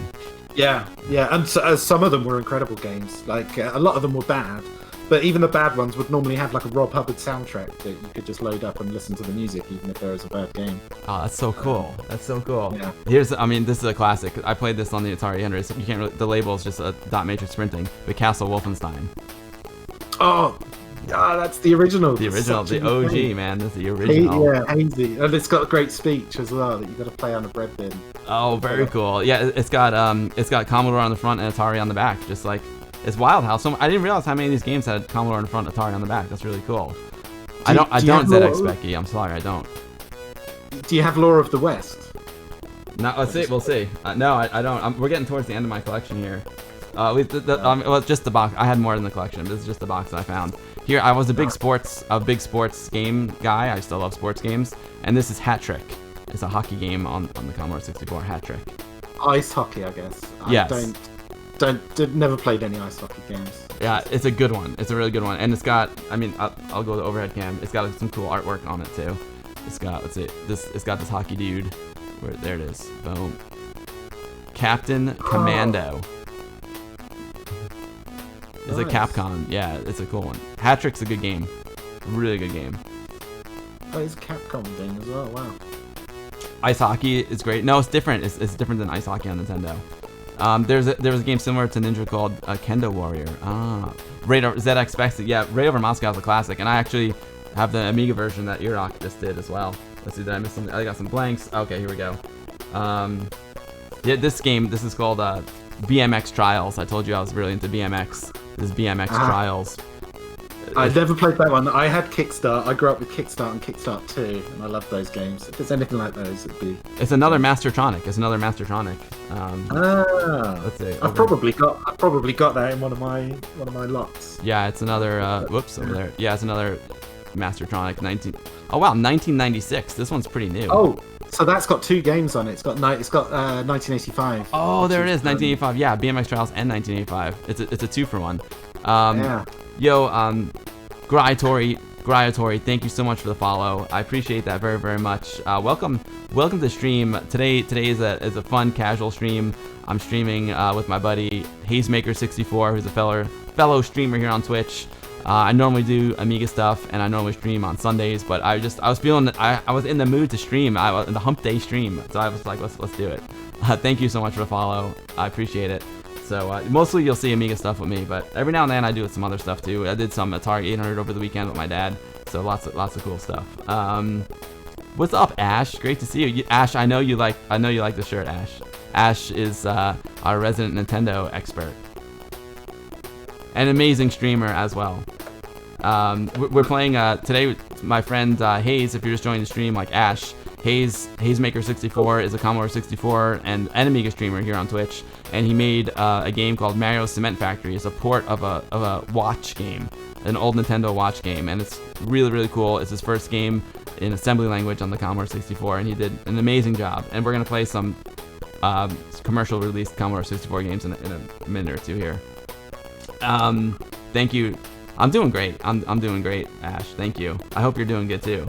Here's one that is, like a movie tie-in. This is Aliens, like James Cameron's film Aliens. Is that the Activision one? Yep, Activision.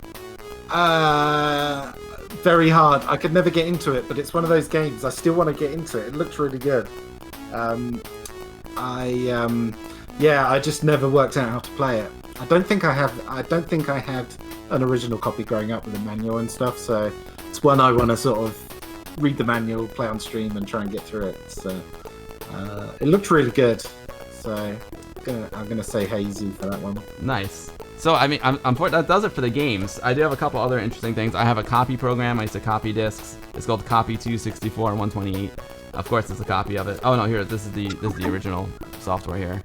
I backed up my games. You got the original copy disc. Yeah, this is the original. I'll show you. I'll go overhead for it, and then yeah, this is it right here. Copy 264. Now, was this like a well-known copy program for the Commodore 64? I've never heard of it. Okay. But I never had a disk drive, so... makes sense. And then, I copied tapes with my dad's hi-fi. That's awesome. It's amazing you can do that, right? And of course, here we have Geos for the 64C. I love the Commodore sleeve for the floppy disk. That's really, really cool. Yeah. Yeah, so those things, Geos and stuff, I never really had any exposure to that growing up.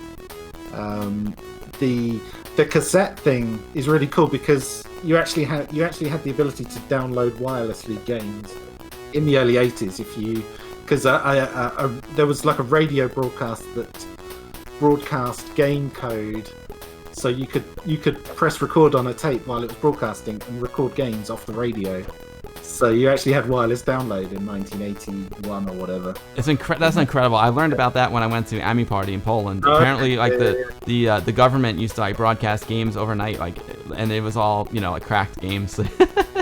Yeah. It was great. You got that one. Nice. Chiz had the same one, and Chiz, I got another one here for you. I love the Commodore sleeve is really, really cool. I got this one. This is the Geos work disc. Geos was cool, but I never really used it, Hayes. No, me neither. I never really used Geos. I loaded it once on my Ultimate, and I didn't know what you could do on it. So yeah, it's something I want to explore at some point. Yeah, Geos is cool, and also on my Mister, they have Jiffy DOS, which is something I never used before either. There you go. There we go. There you go. There's day one of Hazy or Clear. I just wanted to talk about the games. That's so cool. It's fun. I figured it's just a cool chill out thing to do. You know what I mean? Yeah, that's really fun. Now, you should play some Beachhead. Yeah, I want to play some Beachhead. But Gryator is asking what assembler you used to write Mario's Cement Party. Oh, Mario Cement Factory was written in Kick. The assembler was Kick Assembler, and the IDE I used was Sublime Text 3.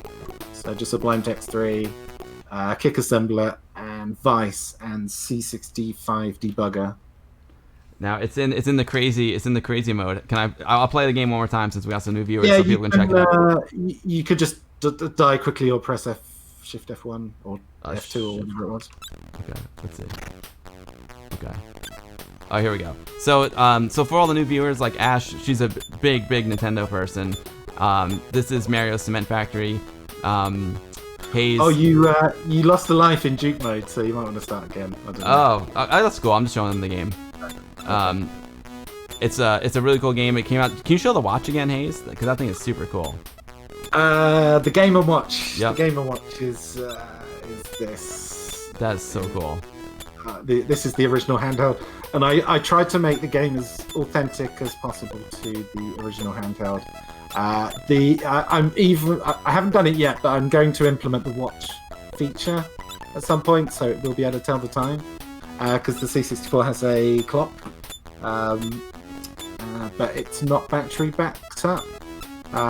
So you would need to set the time for it to work. But I do have this new fancy C64 cartridge. This is like a SD card game loader cartridge for the C64 called the Backbit. And this does have a battery backed up clock inside, and you can write code that accesses the clock on the cartridge. So I could make a Backbit compatible version of Mario that would actually have a working clock that remembered the time each time you loaded the game. That's amazing. You know, that's another thing I want to talk to you about is just the 64 scene. It's really amazing. You guys got some really cool toys to play with. Of course, there's like the Ultimate 64 too, but then you have like the I guess what's it called, the new Ultimate 64 that goes inside the original case. You got that. You've got the 64 Mini. You've got the one that's called the 64, which is like the full size 64. I think a lot of folks in the Amiga community are a little frustrated. They're like, man, we want some cool toys too. I mean, we're getting some, but not like official toys like you guys have. I think I mean the C64 Mini's great. I haven't tried the full-size one, but the Mini's a great way to try C64 things. If you've never tried a C64 before, it's a great way to get into the system. Just don't. I use a PS4 gamepad with my C64 Mini because the joystick that comes with it is pretty terrible. Mine lasted 2 hours before I snapped it. So. That's interesting. You use a PS4 because I find like the analog stick. I guess you use the D-pad because the analog stick I find to be like tricky with the old D-pad. Yeah, I use the D-pad. Yeah. I've got an SNES Buffalo 66 SNES USB gamepad, and I find that one works really well. Some of the old games, and like with the Raspberry, I use Raspberry Pi and what am I trying to say? Retro Pi. The C64 Mini doesn't have great gamepad support. The PS4 gamepad was about the only one I could get to work. So, and I've got a lot of gamepads. I couldn't get like these 8-bit do sort of SNES style gamepads to work on it. That is a cool controller you got there. Yo, Pete Walker. I've got a Apple II version of the same one. No way! Oh my god, those are so cool. You gotta send me a link where I can buy one of those. That's so cool. that was off a Kickstarter. It came with this Apple II stand for it as well. Wow! And it came boxed in a box that was designed like an Apple II disk drive. Oh no way! Yeah, that was. I don't think you can get them on their website because that was something I backed on Kickstarter years ago, and it took absolutely ages to actually get released. But then they made sort of different ones like the SNES one and the NES one and various other ones. But I haven't seen the Apple II one for sale. Oh, that's so cool. Yo, Pete Walker, thank you so much for the follow. Oops, if you're new to the streams, I'm Bill, and I usually stream Amiga stuff once a week. Here on Twitch, I stream on Sundays at 2 p.m. New York City time. That's 6 p.m. UTC. But every now and then I do a surprise pop-up stream. So today we are with my friend Hayesmaker64, who's a fellow Twitch streamer here, as well as a game developer now. And we are checking out his new game, Mario Cement Factory. It's not a new game, it's a new port of an old game, but it's pretty rad. New to the Commodore 64. Has there been another version of it available for the 64, or is this the first time it's been available on the 64? This is the first time you can get this game on the C64, and interestingly, the C64 was the first system to ever have a port of a Game & Watch game done for it. There's been versions of this one, Mario Cement Factory, and a lot of the Game & Watch games came out for the Game Boy, the Game Boy Color, the Game Boy Advance, the Nintendo DS. I've got Mario Cement Factory on my 3DS as a game I bought on the eShop, on the Nintendo eShop. Nintendo are really good at bringing out versions of their Game & Watch games on their handheld computers. Their handheld consoles. They've done a lot of those. But in 1989, I think it was, someone just made a version of Mario Bros. The Nintendo Game & Watch game Mario Bros. It's not like the Mario Bros. On the computer or the console. The Game & Watch game is like Mario and Luigi in a bottle factory, trying to bottle bottles. I've got the Game & Watch game somewhere, but someone made a version of that for the C64, and that was the first time any Game & Watch game had been ported to anything other than, Nintendo hadn't even ported it to any of their systems at that point because it was before the Game Boy. So oh wow, the C64 is like the first. The first Nintendo Game & Watch ported system. And that's called Mario Bros. 2, which you can download on CSDB, Commodore Scene database.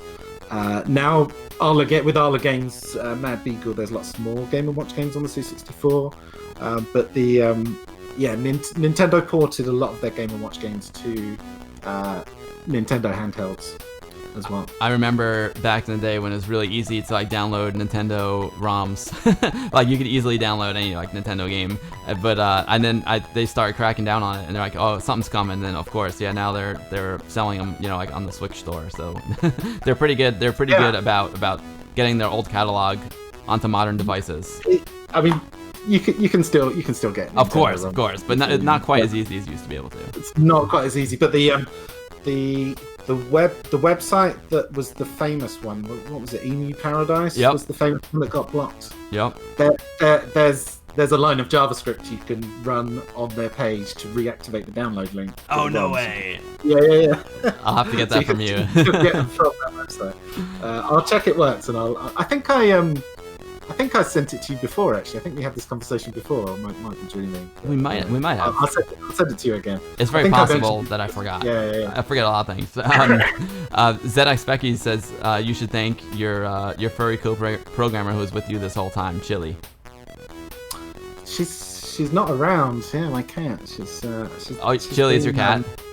She's been hiding this today. Yeah, I've hardly seen her at all. Chili's my cat. Cool, I love cats too. I got my cat. We got one. There's one that like lives in my office here, so I call her the office manager. But her real name is Sweetheart. Yeah, because she's a sweetheart. I guess I had the door open before, but my wife came home and closed it, so the office manager wouldn't bother me with her demands. So Hayes, I would say I need to use the boys' room really quick. So if you want to just hang out with the folks in chat for a minute, I'll be quick, and then we'll play some Beachhead. And then you can go anytime you want, because I know you're gonna stream too. So. Yikes. Okay. I gotta use the boys' room real quick. No worries. I'll be right back, everyone. I've been drinking coffee here out of my awesome mug that Retrobench sent to me, and the coffee kind of goes through you, I'm trying to remember Semaphore's bomb catching Game & Watch. I can't remember the name of that. I think I know the one you mean. Safe Buster, there you go, you found it. Yeah, I hope you like. I hope you like the new Mario emote I uploaded today. Twitch has done a cool thing, which is they've let affiliated Twitch affiliates can now like immediately upload and have Twitch emotes approved instantly, instead of waiting 2 to 4 weeks to approve emotes after uploading them. So I uploaded a quick Mario. That's an actual graphic from my Mario game. It's my Twitch emote. Glad you like it, Brother Bill. What is the Airwolf challenge on August about? Says ZX Becky. That is. Hold on. That is Airwolf August, which you can't read because it's backwards. This is Airwolf August. So basically, it's just a load of. This is a few of us Commodore streamers on Twitch will be playing Airwolf all of August, or just throughout August. Airwolf is a classic C64 another Neil A. Bait game like Cockatony Wolf that is super difficult and really frustrating and really fun. People love to watch it being streamed because everyone gets wrecked trying to play it. We're gonna stream a lot of Airwolf over August, so that's coming up. Airwolf August, yeah. Is there an Amiga version of Airwolf? May I have to play that. I think Amiga got Airwolf 2. It sounds familiar. Not the original Airwolf. You do know Fort Apocalypse, right? Oh, I love Fort Apocalypse. It's one of my all-time favorite Atari 800 games. Right. So I didn't know it's an Atari 800 game, but Elite and Neil A. Bait developed Fort Apocalypse 2. And then they got the Airwolf license, and they had this Fort Apocalypse 2 game, and it was all finished. And then they said, "Okay, replace the helicopter with an Airwolf sprite and call it Airwolf." And they released it, and it was sold as Airwolf. So Airwolf was supposed to be Fort Apocalypse 2, and that's why you're flying around a cave and not like around anywhere sensible for a helicopter to go. I love Fort Apocalypse. Oh, McGeezer asked Steve Hales if he could port Fort Apocalypse to the Amiga, and he said no. That's a bummer. Oh man, that's a real bummer. I love Fort Apocalypse. Some of the old. That's your chance. Do what I did, and so this game doesn't exist. I need to make it. Learn some 68,000 assembly. That's pretty. Yeah. Fort Apocalypse. That's a great one. I used to love Fort Apocalypse. I used to play, for some reason these went hand, like Fort Apocalypse, Pharaoh's Curse, and Bruce Lee were like my 3 go-tos on my Atari 800. Yeah, I didn't play Pharaoh's Curse. Bruce Lee was brilliant, though. Oh, I love Bruce Lee. I used to play that 2-player with my brother. I don't know if you could play that 2-player on Atari. Yeah, you take turns. No. On the C64 version, you could play together at the same time. Oh, wow. So cool. Wait. Yeah. I think you have to take turns on the Atari. I'm pretty sure. So I'm loading up Beachhead. I'll come over here. You've got your overlays still. Yeah, there you go. Okay, I'm gonna do a 1-player game. Yeah, I got it.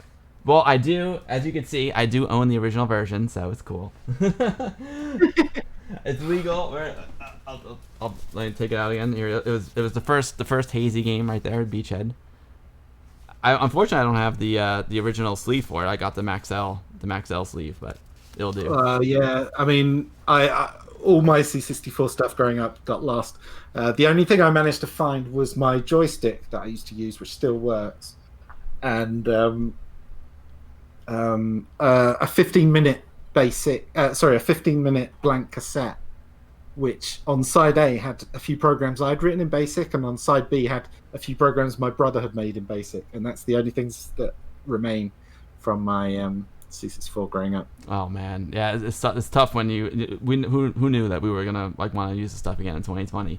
McGeezer corrected me. He said you could play together on Atari 800 because it's interesting because I guess I did play Bruce Lee recently when I fired up the Mister, and I must have had it in a mode where you did player 1/player 2. That's pretty cool. Yo, Kala, thank you so much for the raid, Kala. Great to see you, my man.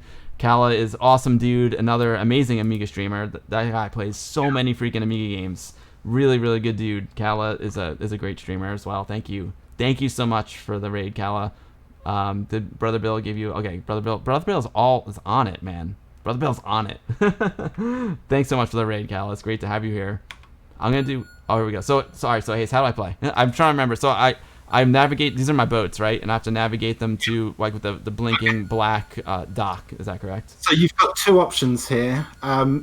You've got two options. You can go straight through the. You can go straight through the gap, which is. So either you can go. You can take the shortcut through the black dot, which makes the game easier later on, but then you get a more difficult first stage first.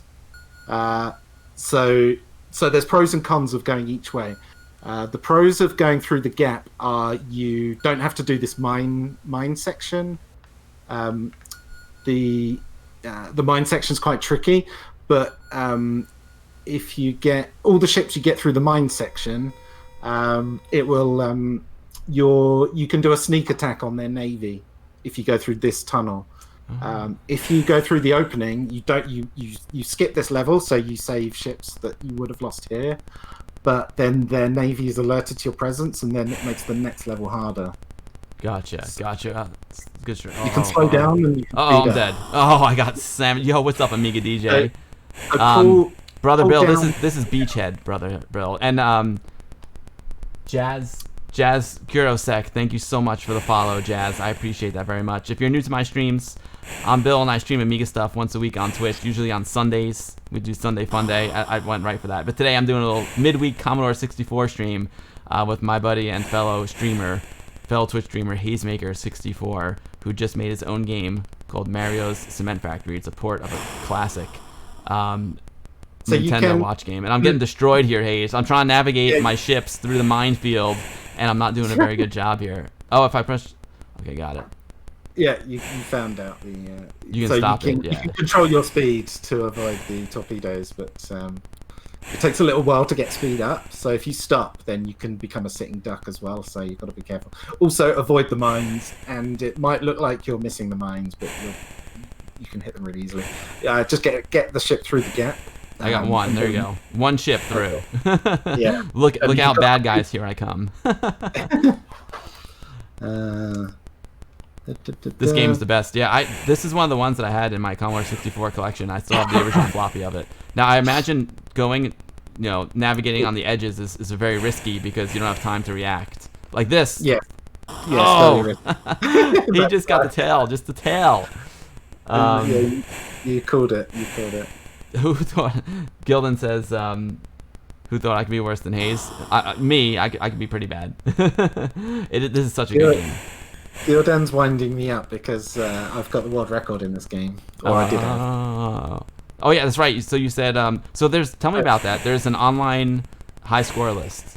This one, the one I put this score on is called highscores.com, and but I use a different one now because highscores.com doesn't have as many games, and you have to add games to it, but the submission process takes so long on their site. I've started using a different site for high scores now.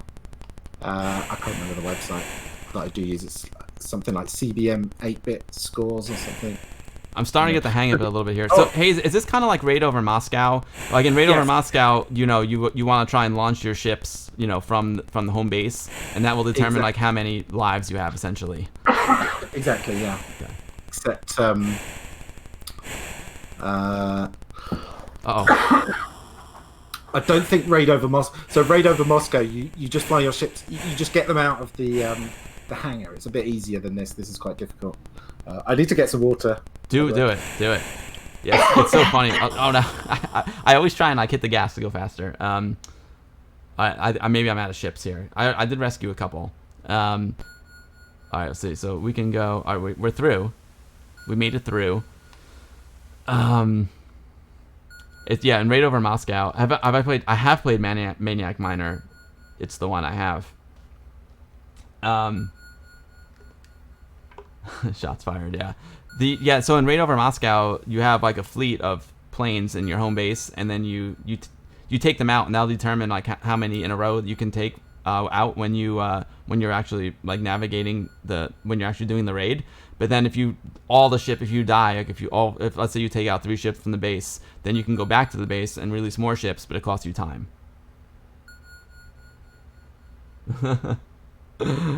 You got a mini Amiga bell next to your name. That's probably because you're subscribed or something. I'm not sure. This brings back memories. Cool stream. Thank you. It's the one. I appreciate it. Maniac Miner was on Specky first, then ported to the rest. Oh, okay. I remember this. I guess I have to shoot. Okay, so this one, try and shoot the planes down. Boom. You can alter the elevation of your shot with up and down. You've got to watch out that your guns don't overheat or something as well. I think that's the ammunition meter. But the more planes you let through, they'll sink your ships if you let too many get through. Also, my controls just went haywire. That's weird. I don't know. It's like stuck in an auto fire mode. That's okay. We're back. That was crazy. I'm playing with my Wyco Bat joystick. So this is the original stick that I used to use for my Atari 800 and my Commodore 64. And Amiga DJ actually repaired this one for me. This is actually a new old stock. It's not the exact stick I had. It's a new old stock stick. But it's got, these sticks have like these rubber bumpers inside of them, and the rubber dries out. And I found some rubber bumpers online that people still made, like some new ones. And Amiga DJ hooked me up, man. He did the repair. It was fun. Dude, Amiga DJ, the Wyco rocks. And I got both of them. They're both rocking it out, man. I love the bat.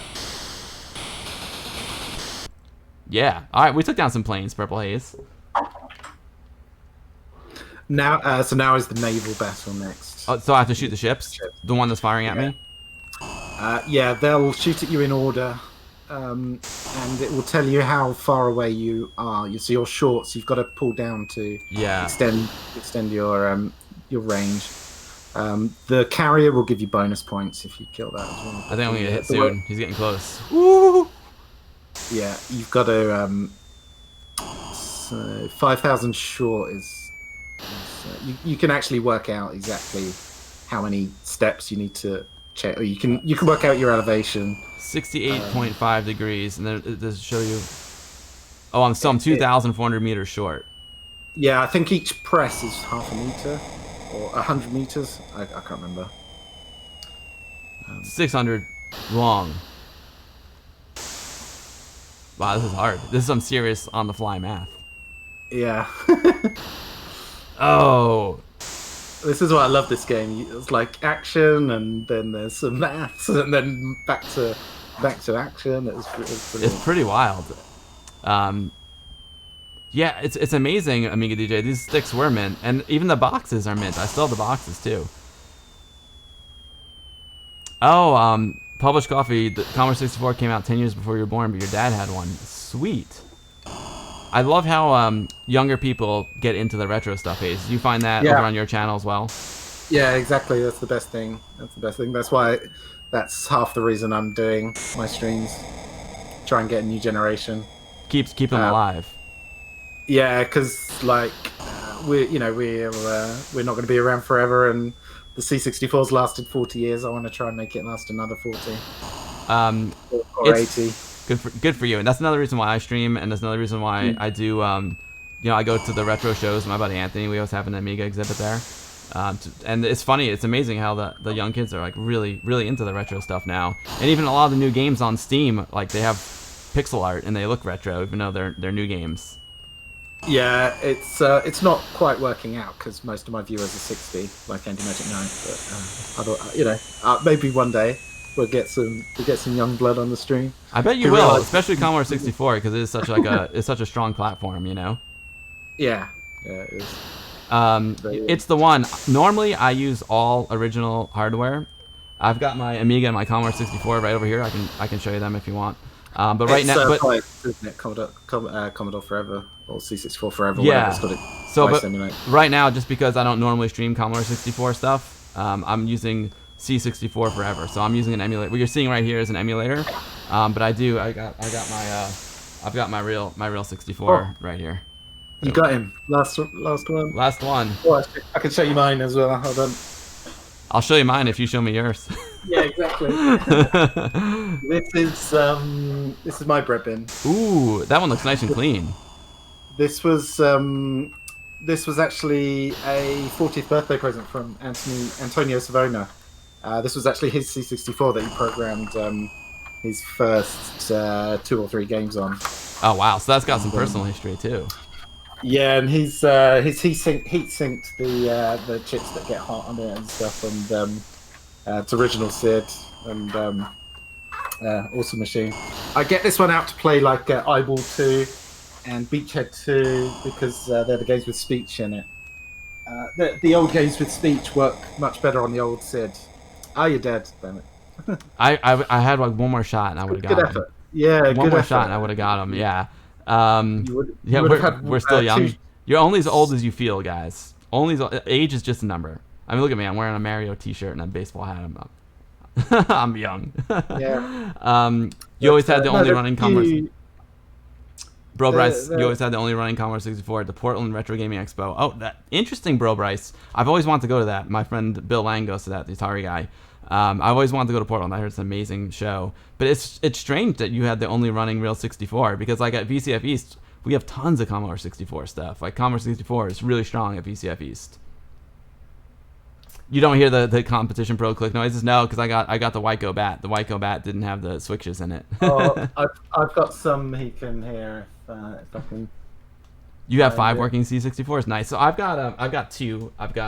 I got this one. I got the bread bin, and I don't have my Commodore 64C here, but I do have a Commodore 64C as well. So Hayes, I got a question for you. As far as the monitor output goes, there's a 5-pin and a 9-pin. Is that how it works? Monitor output. Yeah.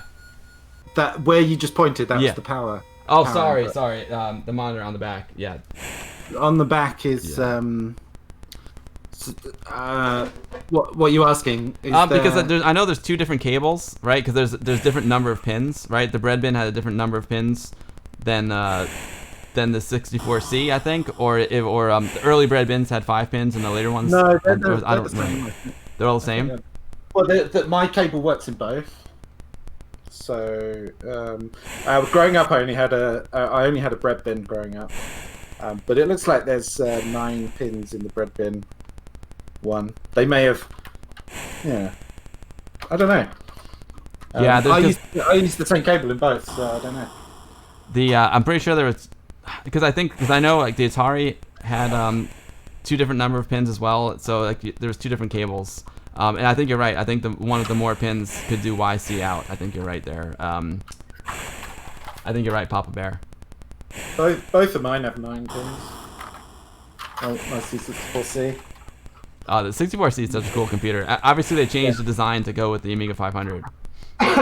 It's very Amiga inspired, and I used to sort of be so jealous of looking at magazine with the adverts for the C64C and having like I just used to think it looked so futuristic compared to my bread bin. I had my bread bin till '92 before I upgraded to an Amiga. But when I eventually because I was patient, held off getting an Amiga, I managed to get an Amiga 1200 as my first Amiga, so I was really happy. I feel like the 1200 is the best one to have, in my opinion. They're all good. It's so funny because I had the 64C growing up. I got into the 64 on the later side because I was more a Atari 800 guy. But I had a 64C, so I always wanted a bread bin because I'm like, the bread bin, that's the classic one. That's the real 64. Yeah, back then I didn't know there was much of a difference, but now you sort of hear the SID's different and the boards are different and the RAM chips are different. It's quite weird. That's interesting, Bro Bryce. I'm surprised you don't have as much 64 there. I gotta get out there one day. Brother Bill, you've got a 5-pin bread bin. Okay, so I see. Yeah, there are some. You should check it out. It's the one. The Spectrum is a system that I never used until going to Retro Expos. 8-pin is S-Video and composite simultaneous. 5-pin is only composite. Thank you, Bro Bright 64. So 8-pin is S-Video and composite simultaneous, and 5-pin is only composite. Now the 8-pin is what I had because I had the 64. I still have the 64C, but that was my daily driver. Yo, Brother Bill. Thank you for gifting the sub to the amazing Ash Said Hi. Thank you, Brother Bill. You rock, dude. Also, you should go follow Brother Bill. He streams like overnight, so it's hard for me to catch his streams overnight U.S. time. But Brother Bill's the man. Love me some. Brother Bill comes to VCF East, helps out with the Amiga exhibits. Me and his brother Anthony doing our thing. I heard Bill prefers Super Nintendo over Amiga. Brother Bill? Nah. I keep going to his. I wake up in the morning and it says Brother Bill streaming Saint Dragon on the Amiga. I click on it and he's playing Super Mario World every time I go there. I got the right T-shirt then for Brother Bill. Yeah. It's such a good game. Super Mario World, That's hilarious there, Dave. Yeah, the 64 scene is pretty amazing. Amiga DJ is talking about turning my 64C into a PAL machine, because I, of course, like demo scene. I love demo scene, and I want to play. The demos, man, and most of the demos are all PAL. Would you be able to switch though? Because you want to still be able to. There's still some games in NTSC that are better than NTSC. Interesting. Yeah, I mean, I could always use my bread bin, but yeah, I don't know if I want to mod. My 64C is like the one I had when I was a kid, so I don't know if I want to mod it, but he said it's very easy to do. Okay. Locust, what's up, Locust? No worries, dude. The 128D, and you ditched it for a regular C128. Interesting. You should do that, Brother Bill. Oh yeah, gotcha. Amiga DJ said you can't switch. Got it. I would want to keep an NTSC C64 hanging around if I had one, because Outrun on the NTSC machines is way better on the NTSC C64. There's a number of other games that are better in NTSC as well. Interesting. All right, Hayes, I'm gonna move on to the next game, and you're welcome to. You can leave whenever you want, but I'm enjoying your company very much. I'll see. I'll check out the next game, and then I'll go kick off my stream. The next game has got to be Skate or Die, because Skate or Die is one of my all-time favorite Commodore 64 games, and I don't think you've seen it, right?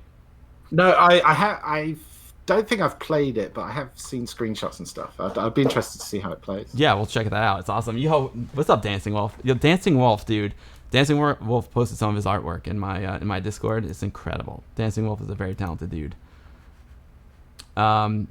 Yeah, so let's see. I've got Skate or Die. I want to play some Skate or Die. I got Russian Attack because I had the disc.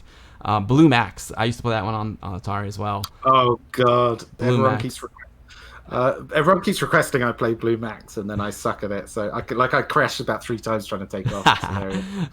Commando, Jumpman, Lode Runner, Yi or Kung Fu. I love it. And I tried out Turrican 2 as well because I want to compare it to the Amiga version. It's pretty fun. Turrican 2 was the original. The original version, C64. Yeah, it's fun. All right, let's go over here. Such a good game. Both Turrican games, I think, came on the C64 first, and then ported to other systems like the Amiga. GG, I'll try Ski or Die. I remember Ski or Die existing, but I don't think I ever played it. Yes, it's the one they did make Bruce Lee for the Commodore 64. I've got it here if you want to check it out. Actually, I'm not sure if I could get it to run the copy I have, but they did make it. I do have it on the Mister, the Atari 800 version on the Mister. Oh no way, Bro Bryce, that's awesome. So do you have a YouTube channel, Bro Bryce? I gotta check it out. No way, you've got Bruce Lee cassette. Oh. Yeah, I got that at a retro show for about £2 about 3 years ago. Whoa. Super cheap, but just loose on eBay, that's like 25 quid. So yeah, someone was selling it for £2 at the retro show. I was like, yeah, okay. That is awesome. I still have my original Bruce Lee Atari 800 disc, but that's cool. The cassette is just cool. It's a cool thing to have, especially as a retro collector, Yeah, I love cassettes because most of them are still super cheap. There are some rare, expensive cassette games, but I still get sealed. I just bought Total Eclipse sealed for I think it was 20 quid on eBay, so it's insanely cheap for a sealed C64 game. That's some beautiful artwork on that. On the cover, yeah. Yeah. Those they used to run like 3 FPS or 1 FPS even on C64, but they're super fun. Actually, I can load it up on the Ultimate now. The Ultimate C64 has a 48 megahertz mode, so I can play it in 48 megahertz. The Ultimate 64, I have a bread bin that's really banged up. I feel like I should put an Ultimate 64 in there one day. It's so cool because that will do NTSC PAL, HDMI out. Yeah. That's freaking awesome. Yeah. That thing is sweet. So here's the splash screen to Skate or Die. I don't know if you can hear the music, but it's pretty rad too. Yeah, see, even the disc games loaded super slowly. I think that's one of the reasons why my dad ended up going with the Atari 800. I can't remember. He told the story on my stream on Sunday. I have to remember, but that was always like the rap against the 64. It was like, oh man, it takes forever for the games to load. Then of course they came out with the fast load cartridge and whatnot. But yeah, 64. Oh yeah, and also I've got all the cartridge games. Yeah, I love the cartridge games as well, and they just load instantly. That's Just so plug awesome. Turn them on, and they load up faster than a modern PC game. It's insane. Yeah, it's so good. cool. And I love how people are like taking the cartridges and like modding them, to add extra RAM. I know like the Atari 2600 VCS, there's some new games for it that are incredible, but there's actually like more RAM in the cartridge. It's so cool how people are doing that. Yeah. The modern there's a modern cartridge format called Gmod 2, and that's what a lot of these RGCD games come on. So they do the same thing for 64. Yeah, they're half a meg, 512K, plus an EEPROM for save games. So back in the day, the cartridges wouldn't be able to save on them, but these new ones do, and they're a bit cheaper than some of the other formats. But Ocean were big pioneers of cartridge formats back in the day. They made a 1 meg cartridge format in the 90s for when the C64 GS came out. Released some of their games on cartridge for the C64 GS, the doomed C64 GS console. So what were Commodore thinking, releasing a games console which is based on 1982 technology in 1990? Yeah, that's nuts. Kind of like the Commodore 65 too, but also. But yeah, yeah, exactly. Bro Bright says, who cared about how long it took to load Skate or Die? It's true. This guy does look like Rodney Dangerfield, and it may be an homage to him. So this is like the main screen, and here you can, this is where you can sign in, like you create your character, and when you want to go compete in the tournament, the trophies, the high score list. Now, I haven't played this game in years, so I don't remember everything. Someday you might be on a poster. I don't think the poster does anything. It's just cool that you can like hover over it. It's pretty rad. This is the bopper using the pool joust. The pool joust is one of the events. Don't you like my do? What are you staring at? That's hilarious. It reminds me of Leisure Suit Larry a little bit, but he does look like Rodney Dangerfield. You're right. Dancing Wolf. See, there's a secret path and a downhill jam. All right, that's good to know. You can change your skateboard color there, do a little customization. I like it. Cool. So let's practice, since I haven't played since like 1987. Oh, that's hilarious, GG. Caddyshack 2, The Search for More Crack. I miss Rodney Dangerfield. Oh, Caddyshack was brilliant. Caddyshack's amazing. I haven't seen that since I was a kid. I'd love to. I need to watch that again. Oh, it's so good. Bill Murray is just amazing. So this is like the screen where you choose which event you want to go to, and you can see the skate shop is where we just were. That's in the middle, and then there's the pool joust. There's a downhill race, a downhill jam. Where I think the difference, from what I remember, the race is whoever gets to the bottom first wins. The jam is like whoever does it with the most style. Like you get points for style, that they win. Mm-hmm. And then the high jump and freem style happens on the half pipe. So we'll check them out. We'll go to the joust first. Do a little jousting. You broke 2 Suncom Joy sensors doing the high jump. Oh man, totally. Amiga DJ, you wasted many hours on this game. I love this game so much. I haven't played it since like 1987, and it's so funny because it's a double-sided floppy disk. So I had trouble emulating it when I first started emulating 64. I don't remember why, but now I figured it out with the 64 forever. You had no manual, no idea how to play it. Hilarious. I forgot. I thought you were loading this from your actual disk. No, I'm on the emulator right now. I do have the actual disc, but I'm gonna have to check out some of those floppies, especially the ones that you're not familiar with. That's pretty cool. They might be on the rare side. Actually, Hayes, I have a good question for you. Being like we found my rock identifying program, how do you make a D64 file from a floppy disk? A D64 file from a floppy disk.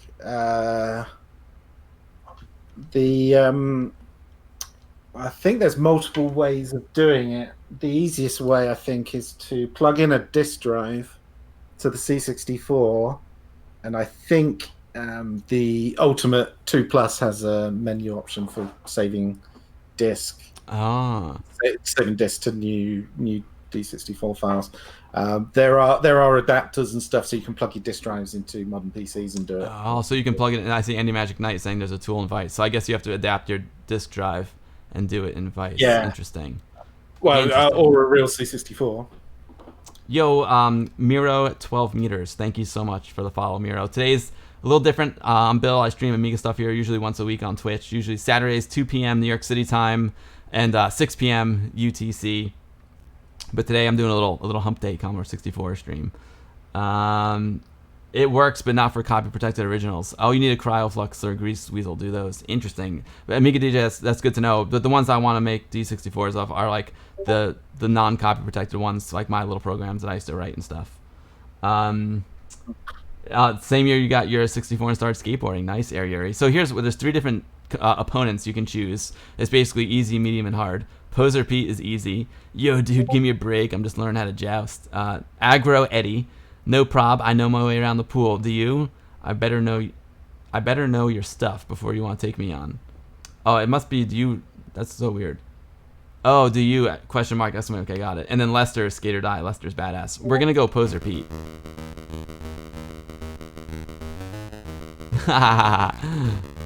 Gildan thinks it looks like the Chiswicked there. Alright, here we go. So press the button. Alright, so first I start out with the jousting stick, and I have to knock him off his board, which is easier said than done. Got him! Woo! Yeah, baby. Oh, you're trying to knock each other off. No, first you take turns. So I tried to knock him off, and I did. Yeah. So I got a point. And now he's gonna try and knock me off. So I have to be on the defense here and avoid him. And then I get the stick back, and I have to knock him off again. Oh wow, that's some crazy. Oh, he got me. Damn. Crazy Sprite 3D rotation going on there. That's hilarious. Crazy, right? Yeah, I think someone might be messaging me on Discord. I'm not sure. I didn't go into streamer mode.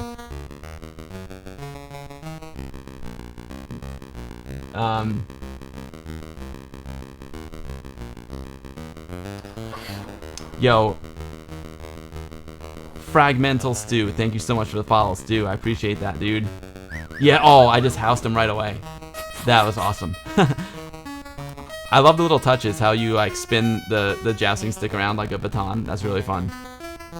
And then I think if you take too long, he starts combing his hair. It's great.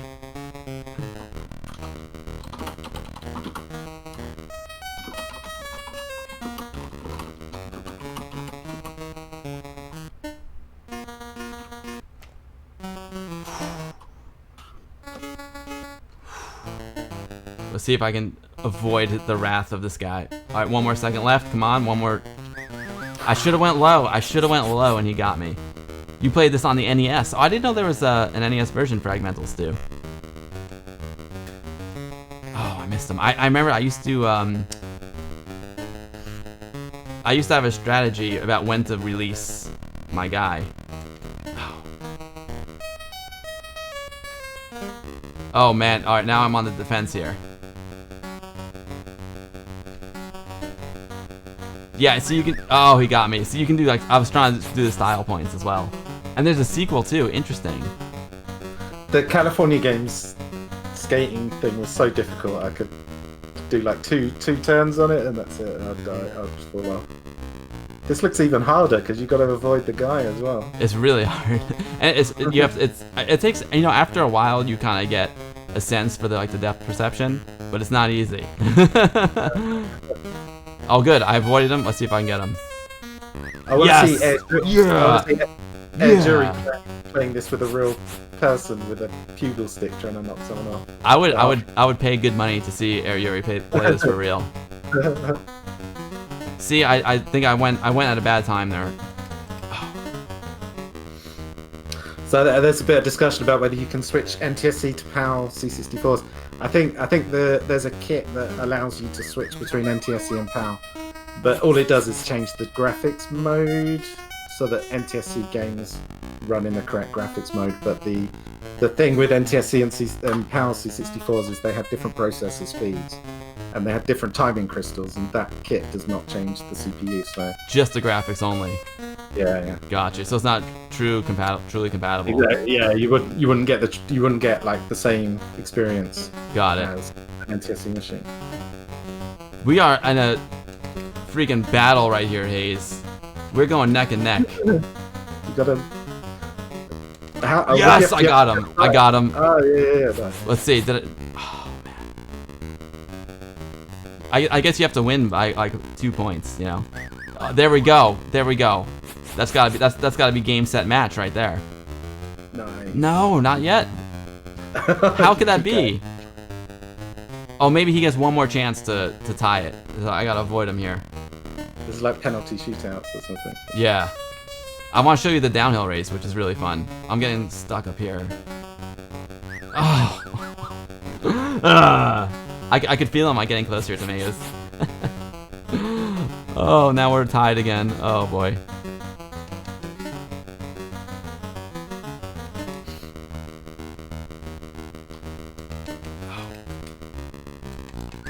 Got him. I did the old turnaround. I did the 360 smackdown. So this is Joust, I guess. It's basically a Joust game. Yeah.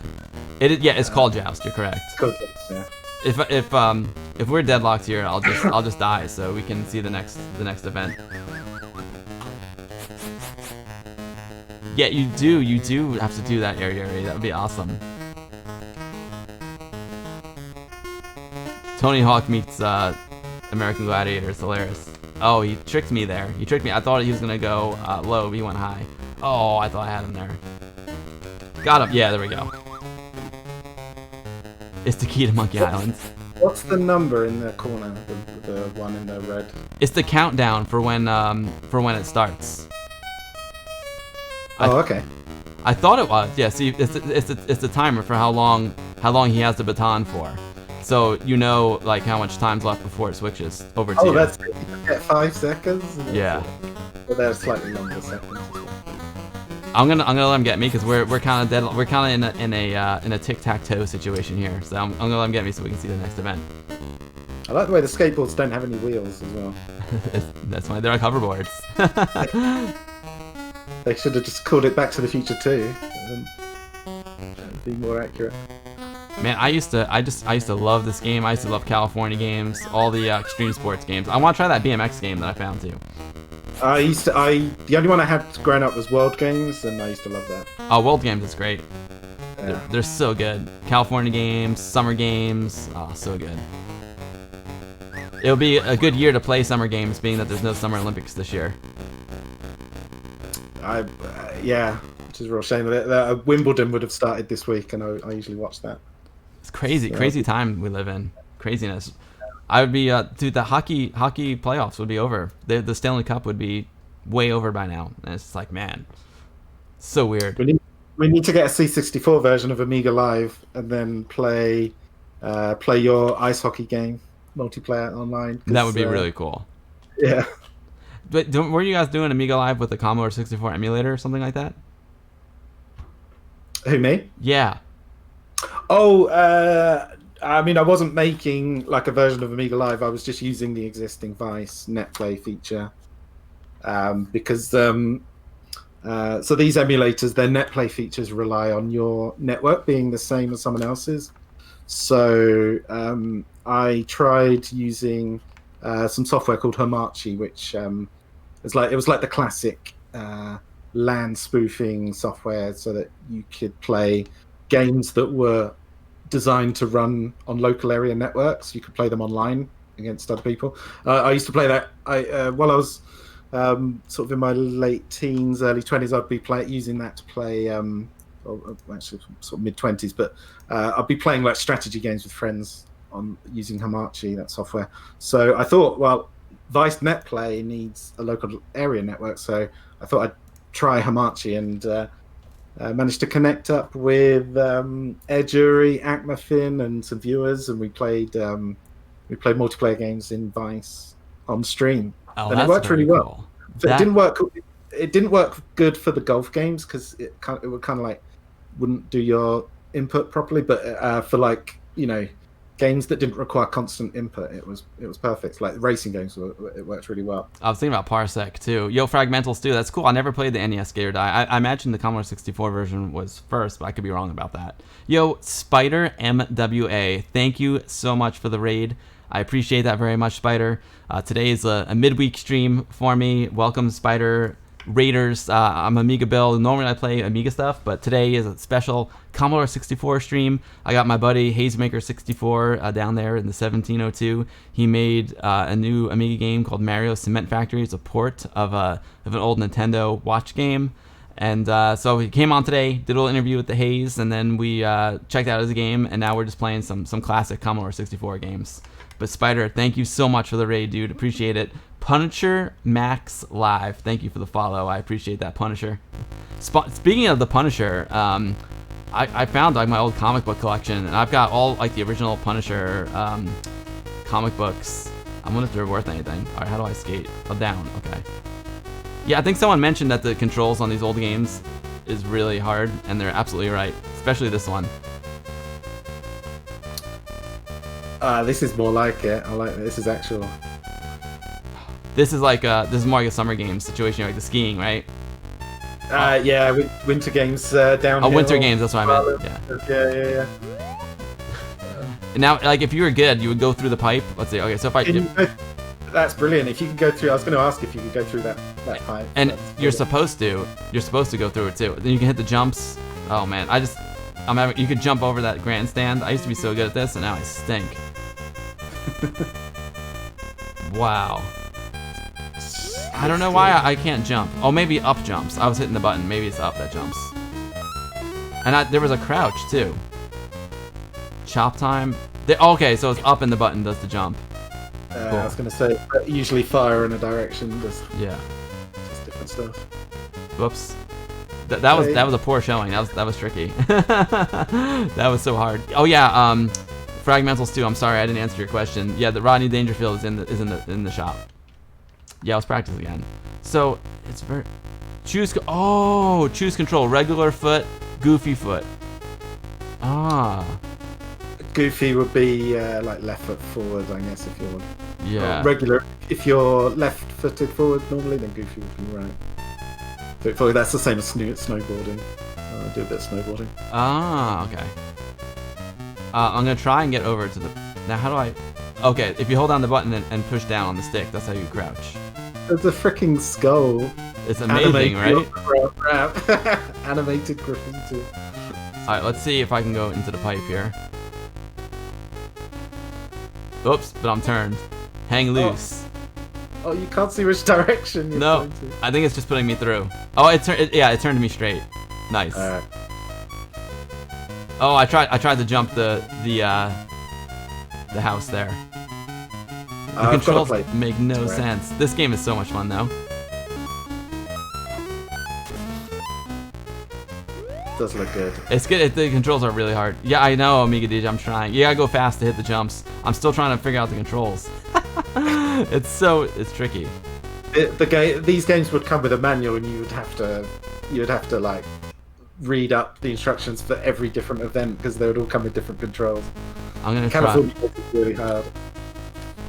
Yeah. Okay, so left. Okay, so left is going left, and right is going actual right. I was trying to I was trying to do it as if it was from the perspective of the rider, but it's just left is left, right is right. Got it. Oh, I should have went through the pipe. Let me try and do something fun. Oh yeah, that's right. You can ollie and stuff. If you hold down the button, you can do. That's how you do it. There we go. Now I'm getting it. Now I'm getting it. See that, Hayes? Now I'm getting it. I gotta do something fun now. I like the way they've done the shadow. The shadow's cool. On the ground. Oops. No posers. Drifting, that's what I'm doing, drifting. Oh man. Well, that's what I'm trying to do. Cool. I'll show you the other setup too, Hayes, then I know you gotta run. But you're welcome. What would be cool would be to just change the graphics, so you would just like change all the grass to white and make it like a snowboarding game instead of a skateboarding game. That would be cool. And now I'm pretty sure that The other event is basically on the same course. It's just you like I said, one's a race and one is when you want to go through the pipe and get extra points for the pipe and all that stuff. Okay. All right, insert skater die 1. So do you have both discs? Oh, it's just one disc, isn't it? Just different sides. Yeah, it's two D64 files, so I just have to eject one and put in the other, even though it's really just flipping the disc. There was a C64 game released around 2001 that came on like eight discs, so it had 16 sides. Oh my god. You download it, it's like 15 D64 files. Oh my god, it's like some of those later Amiga games, some of the adventure games where like so many discs. It's an RPG with like pretty impressive graphics, but that's cool. Bro, Bryce, you had a Mark Gonzalez Pro Vision board. I always dreamed of a Vision board. I had a Santa Cruz though. Santa Cruz, it's awesome. I still have 2 Santa Cruz bikes. So let's go to. We can go to freestyle. Let's go to the ramp. We can do freestyle it or do the high jump. We'll do freestyle. We'll style it out. 1986. The Vision skateboards were the best. My friend had a Vision skateboard. It was like this beautiful blue board, and he had like this awesome grip, this like clear vinyl grip on the top. It was so good. My board was cool though. I had skulls on mine. That was cool. You've seen Mark Gonzalez live? Nice, Yuri. Nice. I did a shoot for ESPN with some young skateboarder, and I can't remember his name. I mean, he was young like 10 years ago.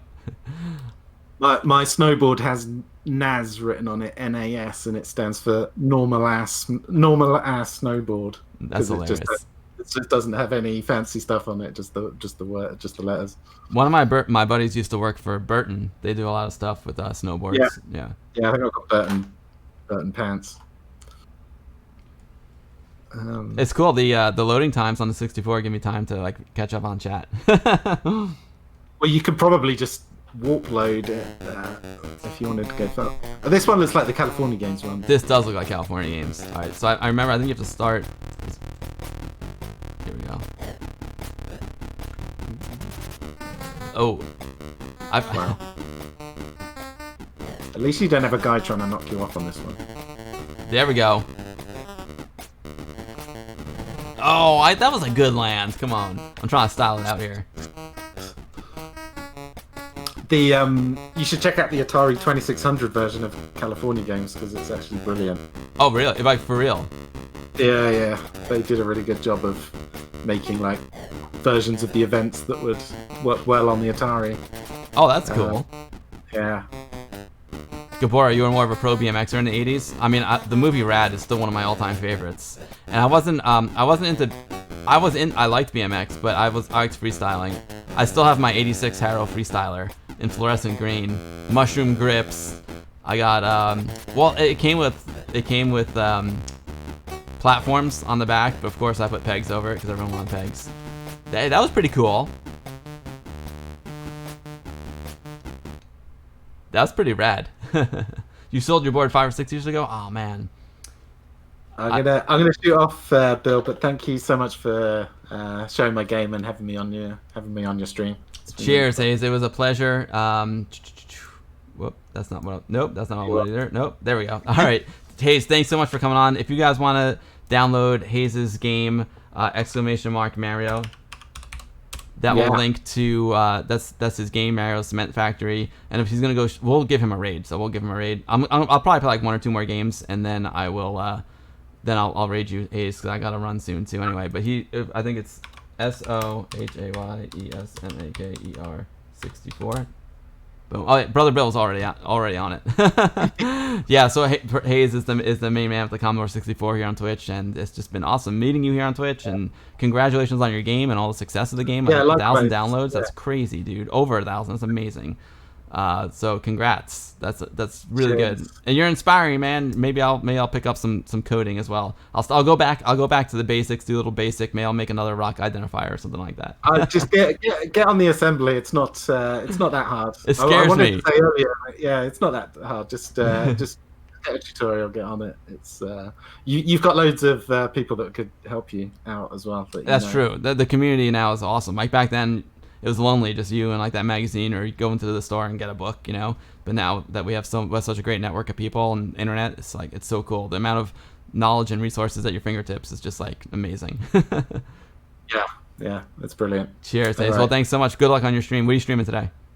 I recently beat Dan Dare 1 on the C64, and I thought it was absolutely brilliant. And so now I'm trying to beat all of the Dan Dare games, and I'm on Dan Dare 2 at the moment, level 2 of Dan Dare 2. So I'm gonna try and work my way through that, and then Dan Dare 3. But it's Dan Dare 2 is a lot harder than Dan Dare 1, but it was such a good game, Dan Dare 1. And but all of the games are completely like different style. So cool. Beating 1 doesn't help me out in beating 2. It's a completely different game. I'm not familiar with them, so I'll have to check it out when I do the raid. That's pretty rad. Dan Dare, have you heard of Dan Dare? I heard of it, but I never played them. He's like, so America had Captain America, we had Dan Dare. That's okay. Got it. Comics, yeah, it's a comic star. Very cool. Cool, man. We'll have fun. I'll check it out when I give you the raid. I'm still gonna play one or two more games here, and then I'll give you a raid, and I'm gonna go for a walk with the missus. All right. Cheers. Cheers, Hayes. Thanks for coming on, dude. No problem. You're welcome. Bye. Bye. All right, there he goes, Hayesmaker64. Ludlow Stars, thank you so much for the follow. I appreciate that, Ludlow. Welcome to the stream. I'm Bill. I stream Amiga stuff here once a week on Twitch. Today is a special little bonus stream. I'm doing some Commodore 64 stuff. I just felt like busting out the 64. I haven't done that in a while. Nukem82, thank you so much for the follow. I usually stream on Sundays at 2 p.m. New York City time. That's 6 p.m. Universal time. But sometimes I do a surprise stream. What's up, Virtual Viper? How's it going? Torque Live, how's it going? Greetings to Germany from New York, Torque Live. Great to see you. CT Bullet 300, thank you so much for the follow, CT Bullet 300. I appreciate that. Delamort 78, you missed the interview. Yeah, Delamort, no worries. I'll post the VOD. No worries. I like interviewing. To be honest, interviewing is like my favorite thing. That's my favorite part. I think it was a good interview. Hayes gave some good questions. He answered a lot of my questions like right off the bat. But that was cool. I love interviewing people. Yeah, so you learned everything from assembly language just by searching the internet, Dadler? That's cool. A Commodore Con with assembly language classes, that would be cool, Nukem82. That'd be really Commodore Con. That's a good idea. I like that idea. I'm gonna load up a new game. Let's see. What do I got here? There's next time I'm gonna play something. I'm gonna hook my VHS and my DVD player up to the monitor as well, so I can. I got some visual aids going in the background there. Casual interview works when all the questions on the paper are answered before asking. You know it, Ariari. You know it. It's always good to come in prepared. It's good to come in with a plan, If you come in with a plan, that's easy to vary from the plan. If you don't come in with a plan, then the interview is just a mess. You know what I mean? Totally, he is Delmore. Totally. Oh, I want to play some Yi Air Kung Fu. I love Yi Air Kung Fu. Play some Yi Air Kung Fu.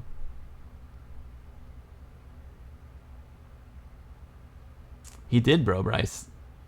He did. He was prepared.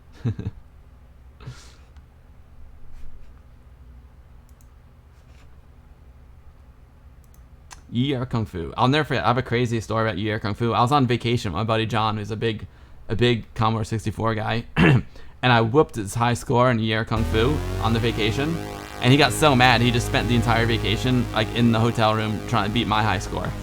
I'm like, dude, we're in Myrtle Beach and it's like awesome and it's like beach and going out and stuff, and he's just like, he was so angry that I beat his high score in Yi Air Kung Fu he couldn't live without it, and I think he ended up like breaking his laptop.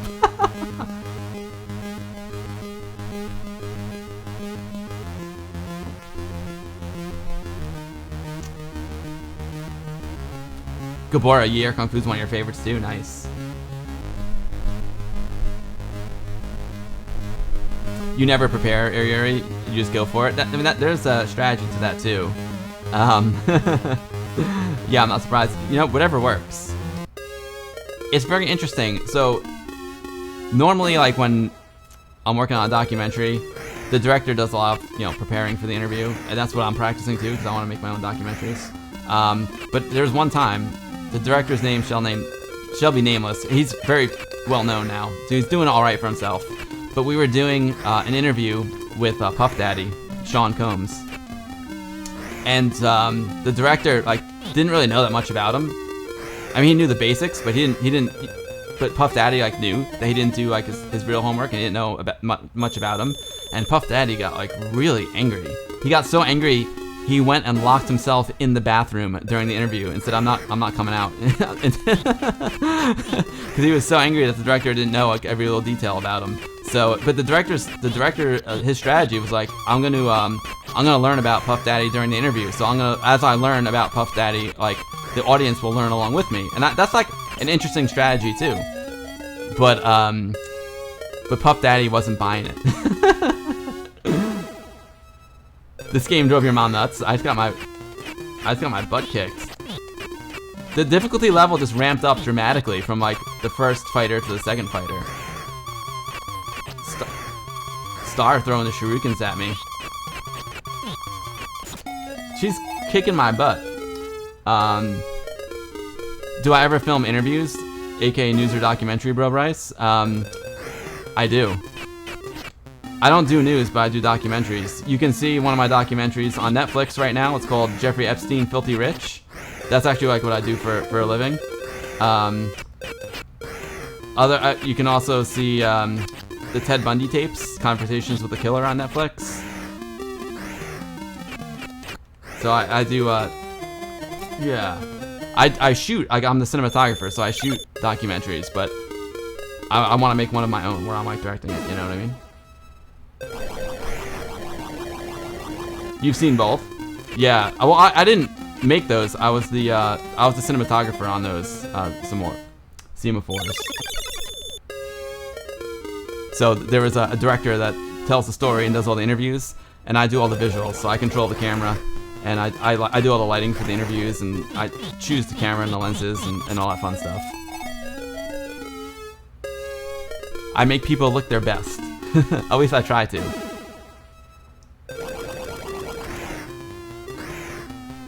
So you know, I just want to make my own documentary. So I'm gonna be working on. It's sort of a personal documentary.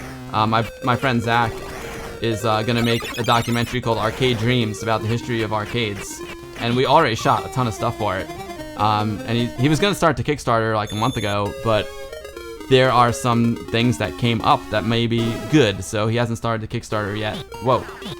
But there will be a Kickstarter for Arcade Dreams at some point. And I shot stuff for Viva Amiga as well.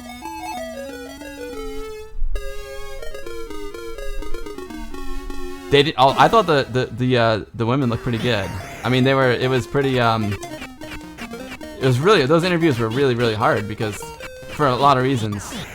One is like there were other people who shot in that documentary as well, but I shot everything like up until the point where he got arrested and everything went crazy. So I shot like 10 different interviews, and all the interviews with the victims or survivors, and they I mean, they were scared out of their mind, man. I don't blame them. Like they really didn't have that much to gain by telling their story, other than being on Netflix, of course. But they were afraid that like he was gonna come after them, and I don't blame them. I was scared. Like when I was at his house, outside his house, like the dude's got cameras everywhere. I was like, I was hiding my face. It was like I was like wearing a mask, almost like I was pulling like my shirt over my mouth, and I pulled my hat down. I was like, dude, I don't want to be on this dude's bad list. You know, I know I'm just a camera guy, but I'm not taking any chances. This dude is nuts, man. I don't want to have anything to do with this guy. He scares the heck out of me.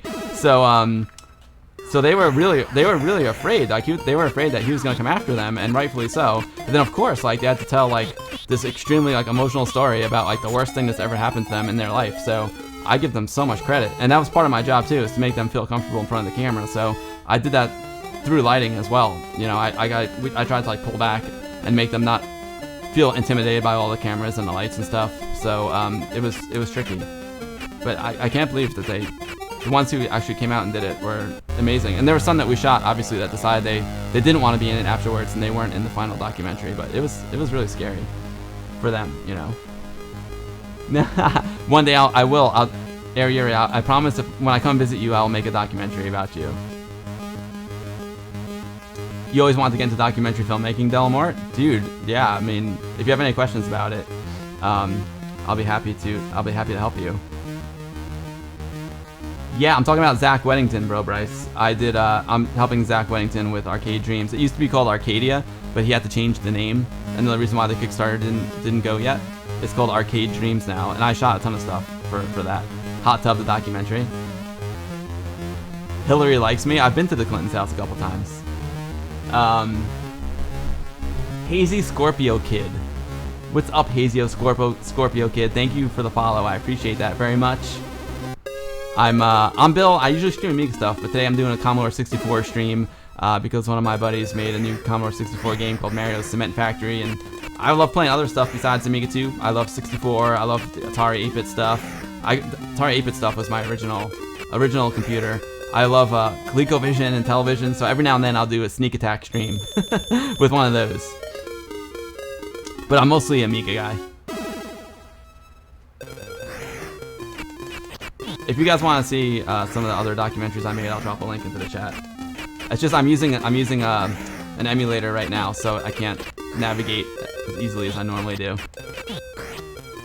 Star is really hard.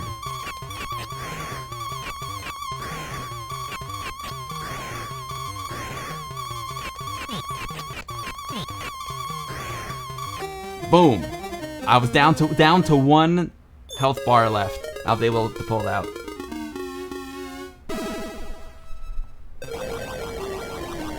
I also worked on I wasn't the main cinematographer on it. I just filled in for a couple days.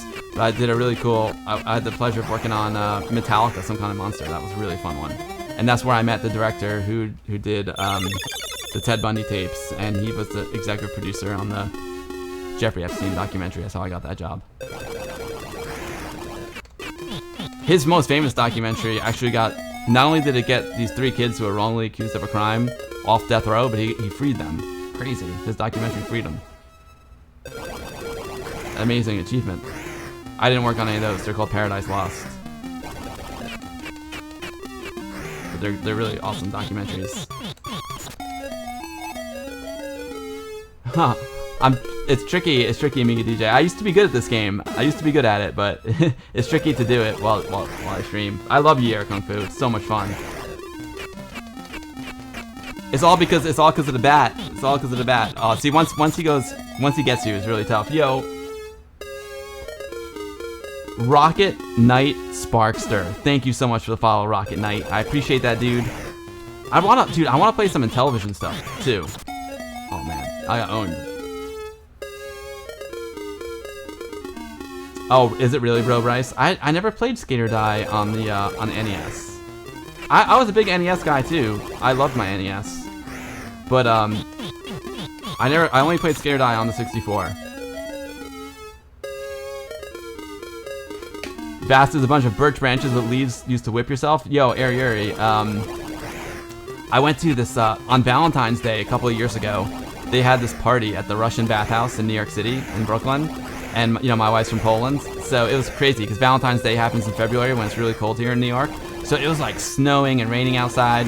Like, it was terrible weather, like just right around freezing. It was brutal. And then we go into the Russian bathhouse, and they were like serving like vodka. Everyone is running around in their bathing suits, going into the saunas and going into the hot water. And you could go into like the sauna room, and they would had the woman there like beating the crap out of you with the white birch stick. It was awesome. It was so much fun.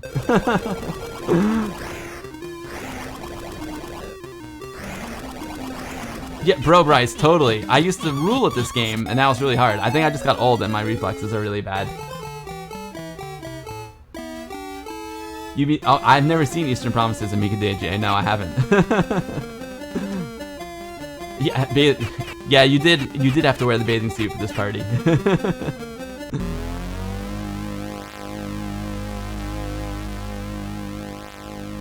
This has got great speed compared to the CPC and Speccy versions. Rocket Knight. Oh, cool.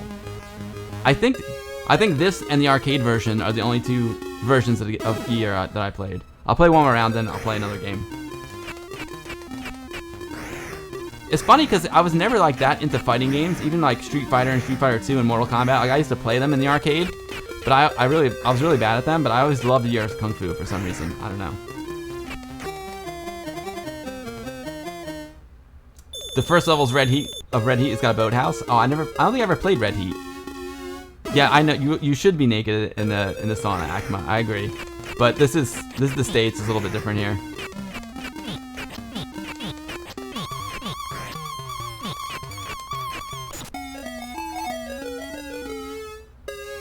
Red Heat's atrocious though. I never played Red Heat. Star is tough, dude. Star is tough. Yeah, that's the trick. Like once you get in on Star, you just got attack. Because if you get too far away, like she plays the long game. Like because she throws the stars, so she plays the long game. So you gotta get up close and get in there. And Nunchuck Man is the medium game. So like you can't get them from far away. You're safe far away, obviously. But when you get to the medium range, like those nunchucks, man, he's lethal with those chucks.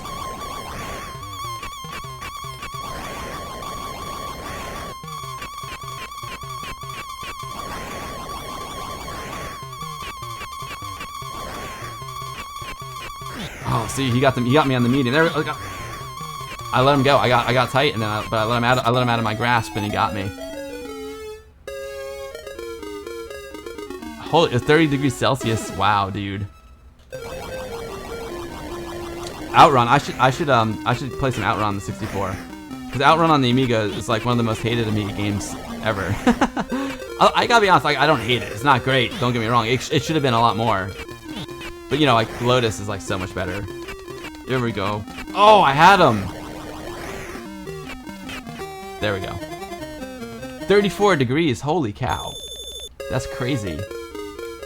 The last time I went to Ami Party, it was like 40 degrees, man. It was like a sauna at that party. Oh.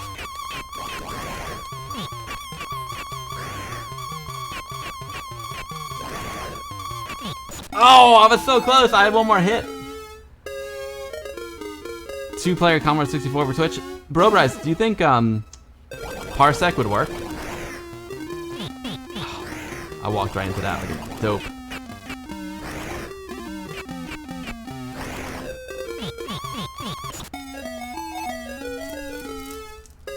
Oh man, you know what also happens when you get older? Like your hands get tired a lot easier. Although even back in the day, like Decathlon and those games, like where you had to like go crazy on the stick, those things used to beat me up. Dangerous Streets for a beat 'em up is the worst one. Thundercats for a platformer. Interesting. You know, Dancing Wolf. I've got a bunch of Thundercat action figures.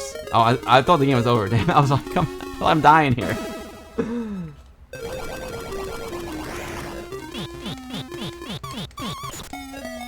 All right, time for the next game.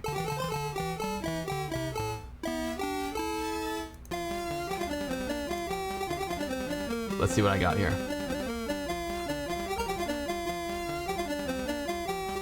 Yo, Space Vacation. Thank you so much for the follow, Space Vacation. Appreciate that very much. Space Vacation sounds fun. That'd be a fun vacation. Welcome to the stream, and thank you so much for the follow. Hope you're enjoying yourself today. I'm going to stream for a little while longer, and then I'm going to call it a stream. You know, I was going to play... Maybe I should play some Turrican 2. Thundercats is awesome watching. I used to love Thundercats, like the cartoon. I've got Jumpman. I love Jumpman, Load Runner, and Turrican 2. Farsight? Bro Bryce, what did I say? I probably just mispronounced something. I don't know. I said Farsight? What was I talking about?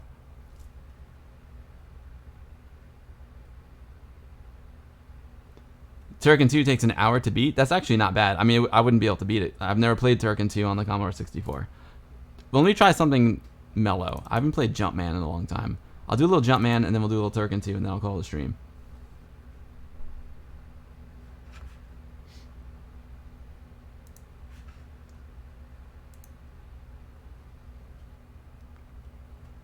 I'm also out of water. An hour to beat Turrican 2 doesn't sound that long, Dancing Wolf. Holy crap, it's 4:41 already. I usually end my streams at 4:20. I didn't know we're in overtime already.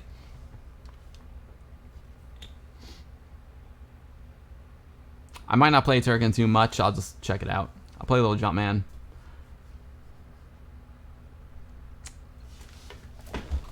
Amiga Love. Checking in. What's up, buddy? I've never played Ultimate Wizard.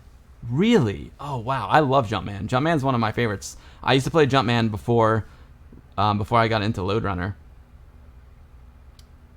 So many Amiga games originated as Commodore 64 games. Yeah. Semaphores, you know why I stopped my streams at 420.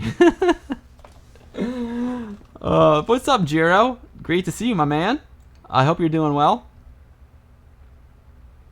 Oh, sorry, Bro Bryce. I was talking about Parsec.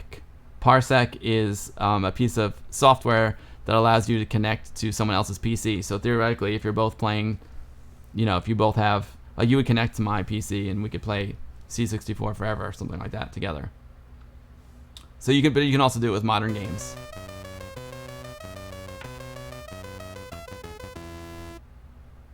Trapdoor, it takes 30 to 40 minutes to beat, but takes 10 or 15 hours to get the skill level to be able to beat it. Ah.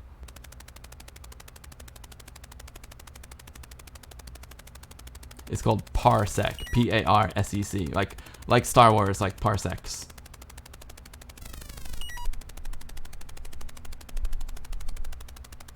Amadost. Sorry if I'm mispronouncing your name. Amadost. Thank you so much for the follow. If you're new to the stream, I see a lot of new folks following. Thank you so much for the follows. I appreciate it very much. I'm Bill, and I usually stream Amiga stuff. And I stream every Sunday at 2 p.m. New York City time, which is 6 p.m. Universal time. But today I'm doing a little midweek stream, a little Commodore 64 stream. I love other stuff too. You know, I love Commodore 64. I love Atari 8-bit. I love Intellivision, ColecoVision. I love all that stuff. You never played Jumpman, Amiga DJ? Sweet, dude.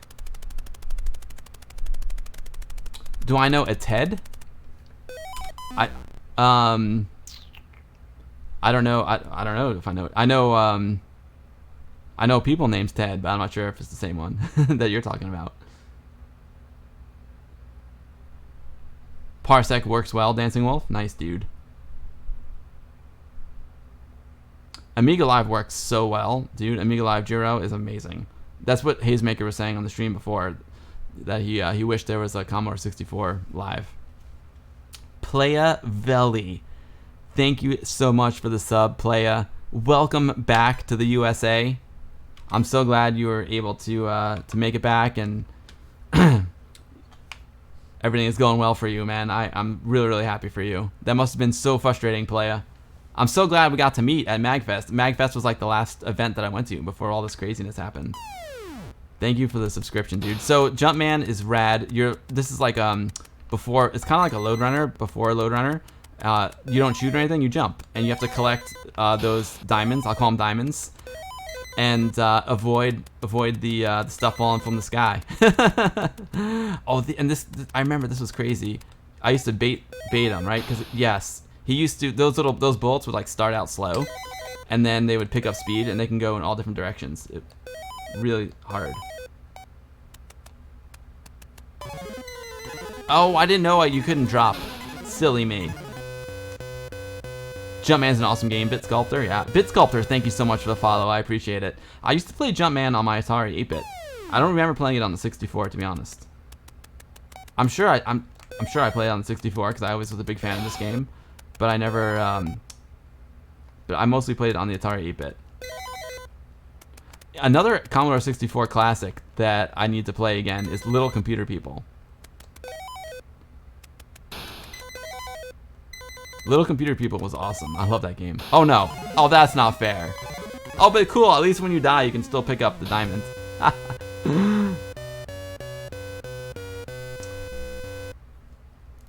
Rocket Knight, C64 streamers are your favorite on Twitch? Oh, cool, man.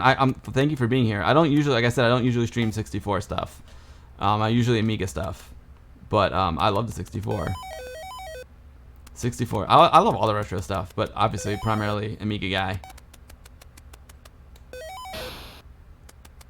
Boom. There we go. Amiga and Atari 8-bit, because Atari 800 was my first computer.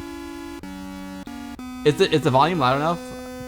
Dancing Wolf? Yeah, Space Taxi, Bit Sculptor. Space Taxi is really, really cool. And actually, the Amiga version, you can play multiplayer, online multiplayer on Amiga Live. It's really, really cool. Jumpman's to Mario, but Vader's to Luke. Totally, bro, Bryce. Totally. You Watch Me Now and Hayes and Chiswicked. Nice, dude. I hope Rocket Knight, if you're interested in seeing some Amiga stuff, then you'll like my regular streams. I do like Amiga news, like what's going on in the Amiga community. I play new Amiga games. I play the classic games. So thanks for hanging out today. And normally I use real hardware as well, but today it was just easier for me to use the emulator for the 64. Now I am going to do another 64 stream from real hardware because I keep forgetting you can't fall.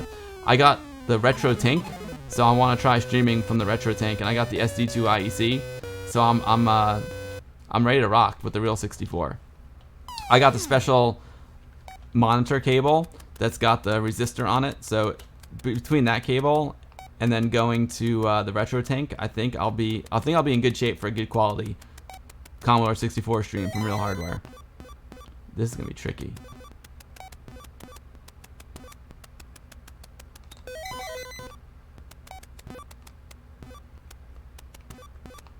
Now I wonder if I can go here. I wonder if this is gonna be too much fall damage. We'll see. No, yes, perfect. Landed that sucker beautifully. Now how am I gonna get around this guy? I'm gonna go this back this way. Can I jump that high? No. Yes. Wow. Saved it. I grabbed the edge with my fingers like that. Audio is good as usual. Thank you.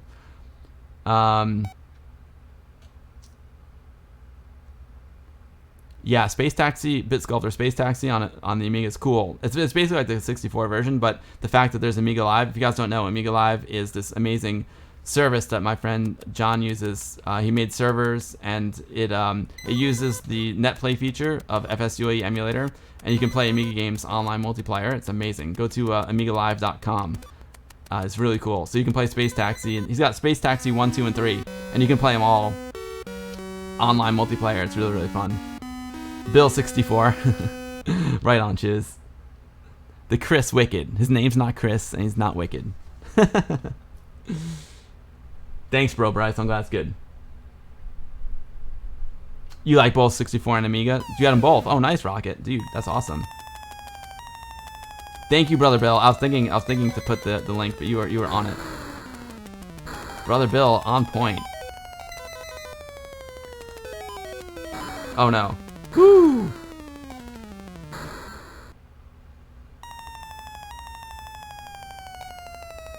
That would be crazy. You remember most of the Amiga folks came from a Commodore 64 background? Yeah, ironically, I came from the Atari 800 background, which is kind of a good way to do it because Jay Miner, father of the Amiga, also father of the Atari 8-bit. Wait, he's going down. Oh, you can't push up on that. Dude, but I was saying, you collect diamonds like David Rudolph doing the jump splits. Dude, totally Amiga love. Wait, who said the HDMI cable? Oh yeah, like Bro Bryce did. Yeah, totally. That would be awesome. I would love to try an HDMI cable on the Commodore 64. That'd be really cool. Like I said, I got that special cable with the resistor, so I'm gonna be able to use that in the Retro Tank. That'll be cool.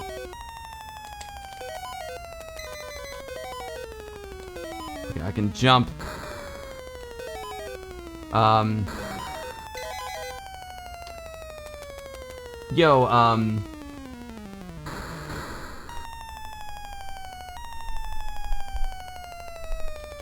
Emerald is, or Conator for Konkirk,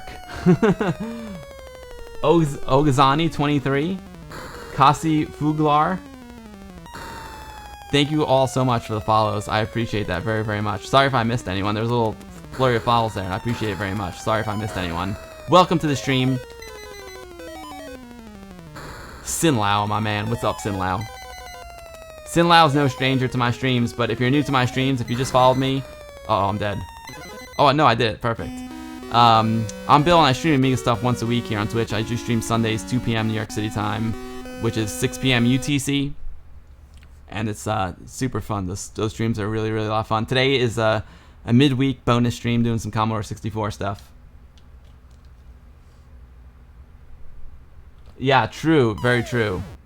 Yes, Sakatumi, Jay Miner did make pacemakers. You're absolutely correct. And also, Joe DeCure also worked on the Atari 8-bit with Jay Miner, who also worked on the Amiga 1000.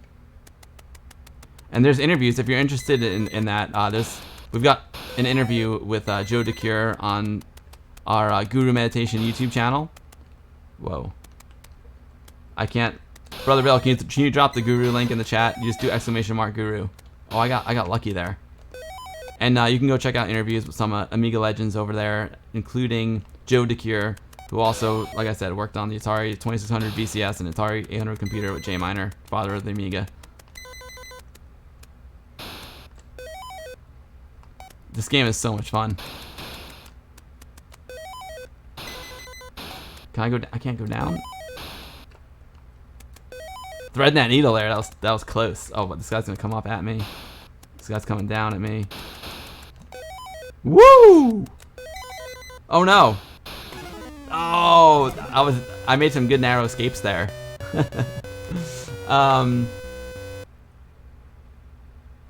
It goes directly from the 8-pin C64 to HDMI out. Dude, bro Bryce, let me know how much that costs. I would love to have one of those. That would be an amazing solution. Cause I use HDMI. Everything goes to HDMI eventually for my streams. Cause I have HDMI capture cards. So that would be super sweet, bro Bryce. Bro Bryce, are you like in my Discord or anything? How can I be in touch with you? If you want to email me, it's amigabill1985@gmail.com. Let me know how much it would cost to build one of those cables. I'd be honored. That'd be amazing. You went to Amiga after Commodore 64 because the Finnish Commodore distributor won the marketplace. Got it, Yuri. Okay, I'll DM you, bro Bryce. Totally. Oh, bro Bryce, you got to hang out with Joe DeCure at your booth at the Portland. Nice. Yeah, Joe. That's where we did the interview with him. We did the interview at VCF East. Really nice guy. He was a keynote speaker there on Saturday or Sunday. I can do it. If you want to see that Joe DeCure video, you can go here. That's my YouTube channel, The Guru Meditation. Oh.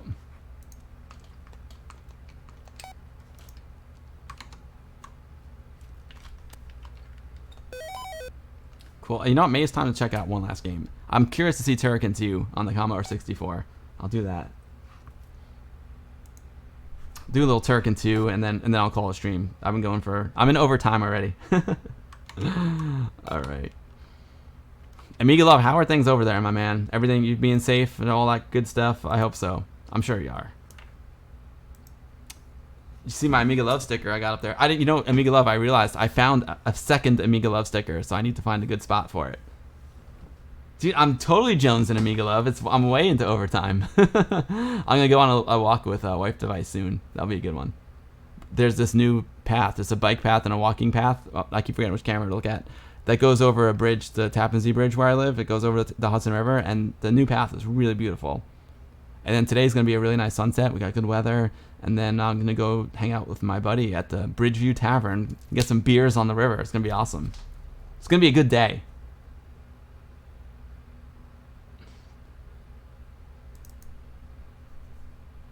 I'm pretty psyched for my Commodore 64 template as well. I didn't have time to dial it in. There's still some flaws with it, but I'm pretty happy with it. I had fun making that.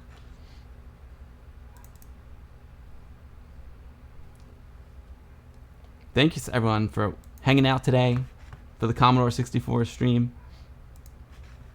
Well, I mean, so Turrican 2 is obviously one of the all-time great games for the Amiga. And it started out on the Commodore 64. I think the Amiga version came out first, but they started developing the game on the Commodore 64. Thanks, bro Bryce. Yo, Snake Grunger. Thank you so much for the subscription, Snake Grunger. I appreciate that very, very much. And you're hoping to make it to VCF East in October. If it happens, I'll be there with an Amiga exhibit. So this is a nice crack trail. I like this. The Commodore 64 SID is timeless. Agreed. It's probably the best sound chip of all time, right?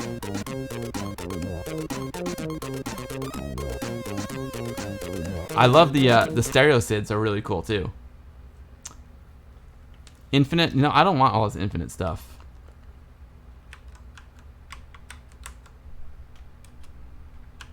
I'll do infinite time and infinite lives. That sounds good.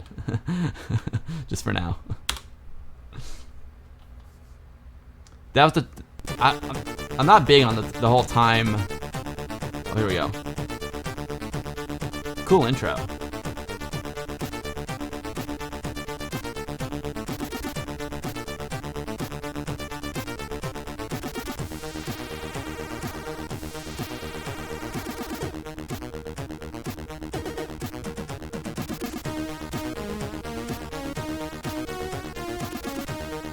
Amiga should have a dual SID, that'd be sweet.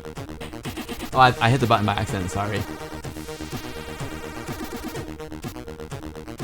Of course, Turrican 2 soundtrack by Chris Hulsbeck is classic. Thank you, Brother Bill.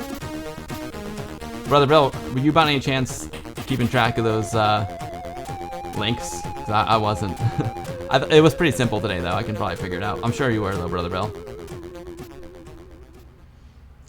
What I like to do for all my subscribers is after every stream I send links to the games that I played, and if there's free games I can send I send him a copy of the game as well. I don't think I'll send Hayesmaker's game though, because he was like pretty psyched about it getting 100 downloads, so I'll send a link to Hayesmaker's game because I don't want to take like any downloads away from him, you know.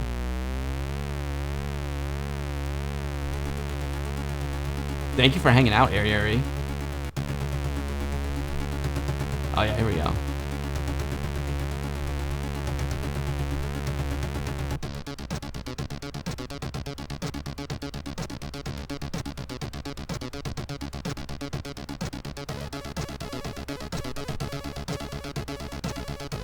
I don't know that one. I guess that he doesn't like that game, Rocket.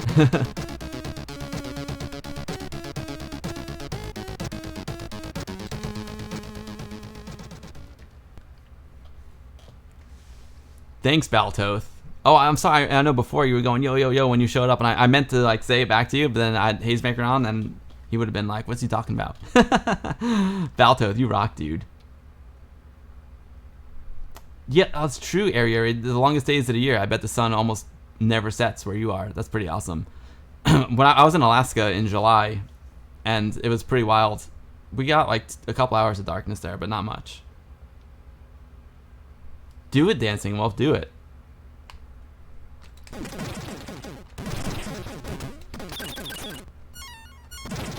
Oh yeah, I love the triple shot.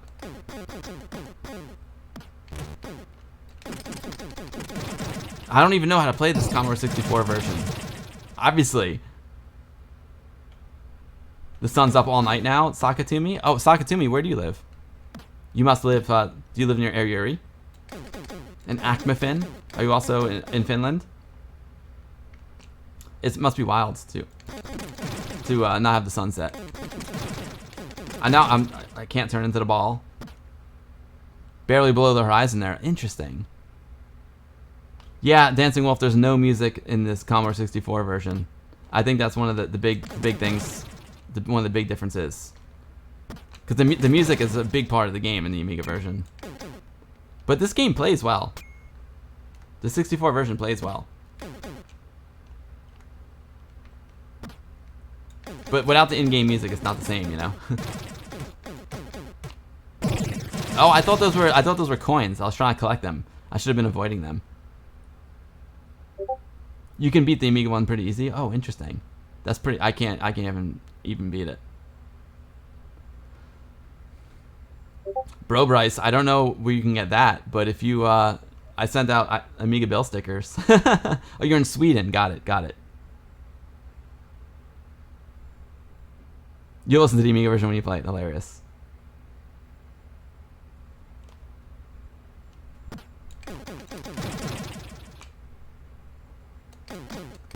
I don't know how to do the super shot. What do you call it? You know, did you hold it? There we go. There we go. The laser. I think they call it the laser. The money shot.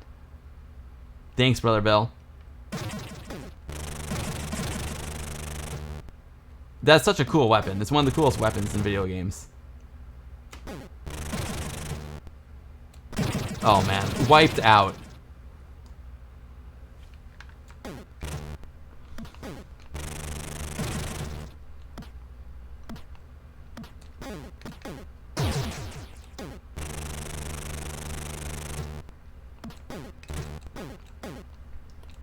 He got me.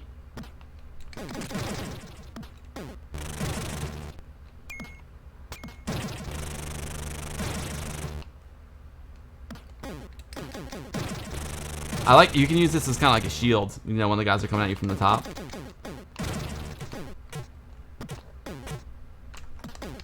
Oh man, it's hard. This version's really, really hard. It's cool. I never played the Commodore 64 version before. It's pretty rad. The Amiga version rocks, though. Yeah, I'm never gonna get through that. Thanks, Brother Bill. You rock, dude. 5 o'clock, yeah. Thanks everyone for hanging out today. It's been awesome. I hope you enjoyed my interview with the Purple Haze Maker. I think it's really cool when someone gets inspired to like make their own game and like learn how to code in assembly language. That's just rad. Yeah, Semaphores, the Amiga version is, you can't beat the Amiga version. Oh yeah, Rocket, the PC DOS version is good. I never played that version. I only know the Amiga version of Turrican 2. And I don't even know it that well, as you learned on stream not too long ago. But I'm gonna do another Turrican stream. You can Sakatumi, you can turn into the ball, but I'm not sure how. Is it spacebar? Oh, spacebar is the power shot. Maybe there, yeah, so you have to, yeah, so on the Amiga version I have it mapped to the second button, so you can turn into the ball. You push down and then hit the spacebar. It was a good interview, thank you. Doing interviews is my favorite part of my streams. I love interviewing game developers and people in the community. It's my favorite.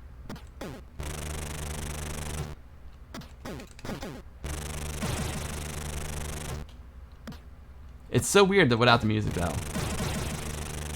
Oh, I didn't get that little bullet.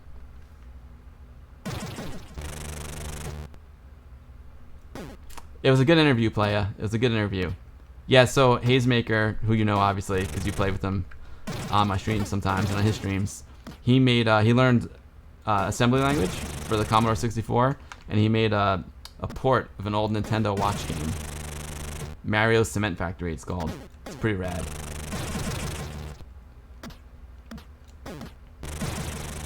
It's never been on the Commodore 64 before, which is one of the reasons why he did it. I can imagine that you must have some crazy mosquitoes there. It's so funny because like the mosquitoes go after my wife and they don't really bother me. I mean, I get bitten by mosquitoes, don't get me wrong, but they go after her like crazy. The poor thing's always getting like eaten alive by mosquitoes, and she's like, "Are the mosquitoes biting you?" I'm like, "Nope." Oh, you saw one of those streams, Playa? Nice. Here we go. Oops.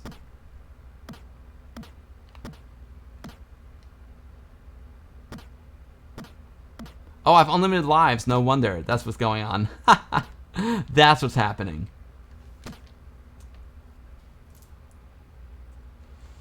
Snake Ranger. You know, there's rumors Snake Ranger of VCF East happening virtually if it doesn't happen in person. I think I need to call it, guys. I think I need to call it. Just because my voice is going. I've got no water left. And it's 5 p.m. now. I'm going to go for a walk with my wife.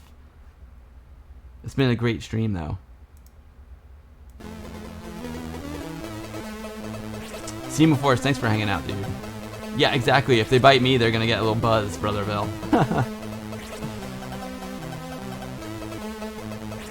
It's so funny, Sinlao, how it keeps getting darker the longer the David Pleasance interview goes. That's hilarious. I will. Maya, thank you for hanging out, Maya. It's always a pleasure. I hope you enjoyed the Commodore 64 stream, even though I know you're an Amiga gal. Space Vacation, thank you so much for following Space Vacation. It's really nice to meet you too. I know, right? Nice, Bro Bryce. Bro Bryce, again, it's amigabill1985@gmail.com. I'll PM you. Oh yeah, yes, dude. Semaphores, totally. I'm pretty sure. Well, the Epstein people, right? I'm pretty sure he's dead and buried. There's too many people that wanted him dead and buried. Speaking of that, if you want to see some of my documentary stuff, let's see. This is my regular website.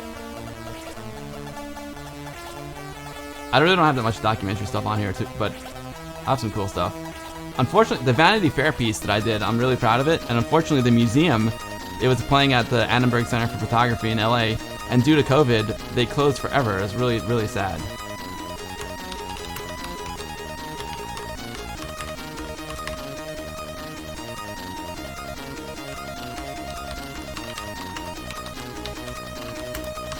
That's just like a little sample. That's just a little sample there. Some of my stuff. Hey Indiana, loving the Commodore 64. Nice, dude. 2 of your favorite streamers in one. Nice and loud. Yes, yeah, Hayes is amazing. You like the 64 games, Sakatumi? Me too. I had a lot of fun playing them. They're great games. The 64 is one of the best-selling computers of all time. I used to say best-selling computer of our time, but I think something passed it now. But regardless, for a reason. No problem, Kate Indiana. No problemo. Let me just get my Twitch up. We'll give, well, obviously, it's a no-brainer. We'll give Purple Hayesmaker the raid today.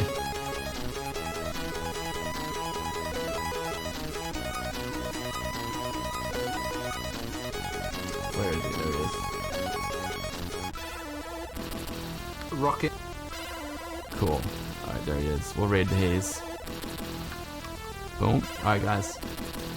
You're trying to get to LA by train, Locust? Oh, wow. Oh, for a minute I thought you were Eri. I'm like, that's gonna be a tricky one, Eri.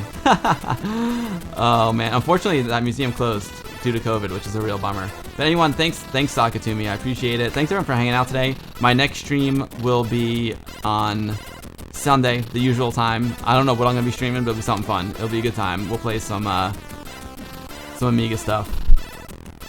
And we'll give Hayesmaker a raid now. Thanks everyone for hanging out today. Maybe I'll do some more of these pop-up surprise streams. I think they're fun. I appreciate everyone's time. Thank you, Jost80. Thanks, Balto. Thanks, Chiz. You're welcome, dude. Keep up, Chiz. I gotta play the game that you and Shaolin did with Hayesmaker too. I really want to do that. All right, guys. Thanks so much for watching. I will. Thanks to everyone who followed me and subscribed, and thanks to all my patrons. You guys are amazing. Thank you for all the support. It means so much to me, especially during these crazy times. We'll go give the Purple Hayesmaker a raid now, but first we'll take it to the hot tub. And I hear it's really hot in the hot tub today. Semaphores, take care, dude. Thank you so much for joining me today. Thanks, everyone. Have a great rest of the week, and I'll see you all on Sunday. It was an amazing stream, Kane. Yeah, thank you. It was a lot of fun. Got you, Locust. Got you. Play Valley, great to see you, my man. Take care, buddy. And I'm so glad you made it back to the USA. Congrats, dude. See you all on Sunday, 2 p.m. Thank you all for watching. Amiga forever and Commodore 64 forever.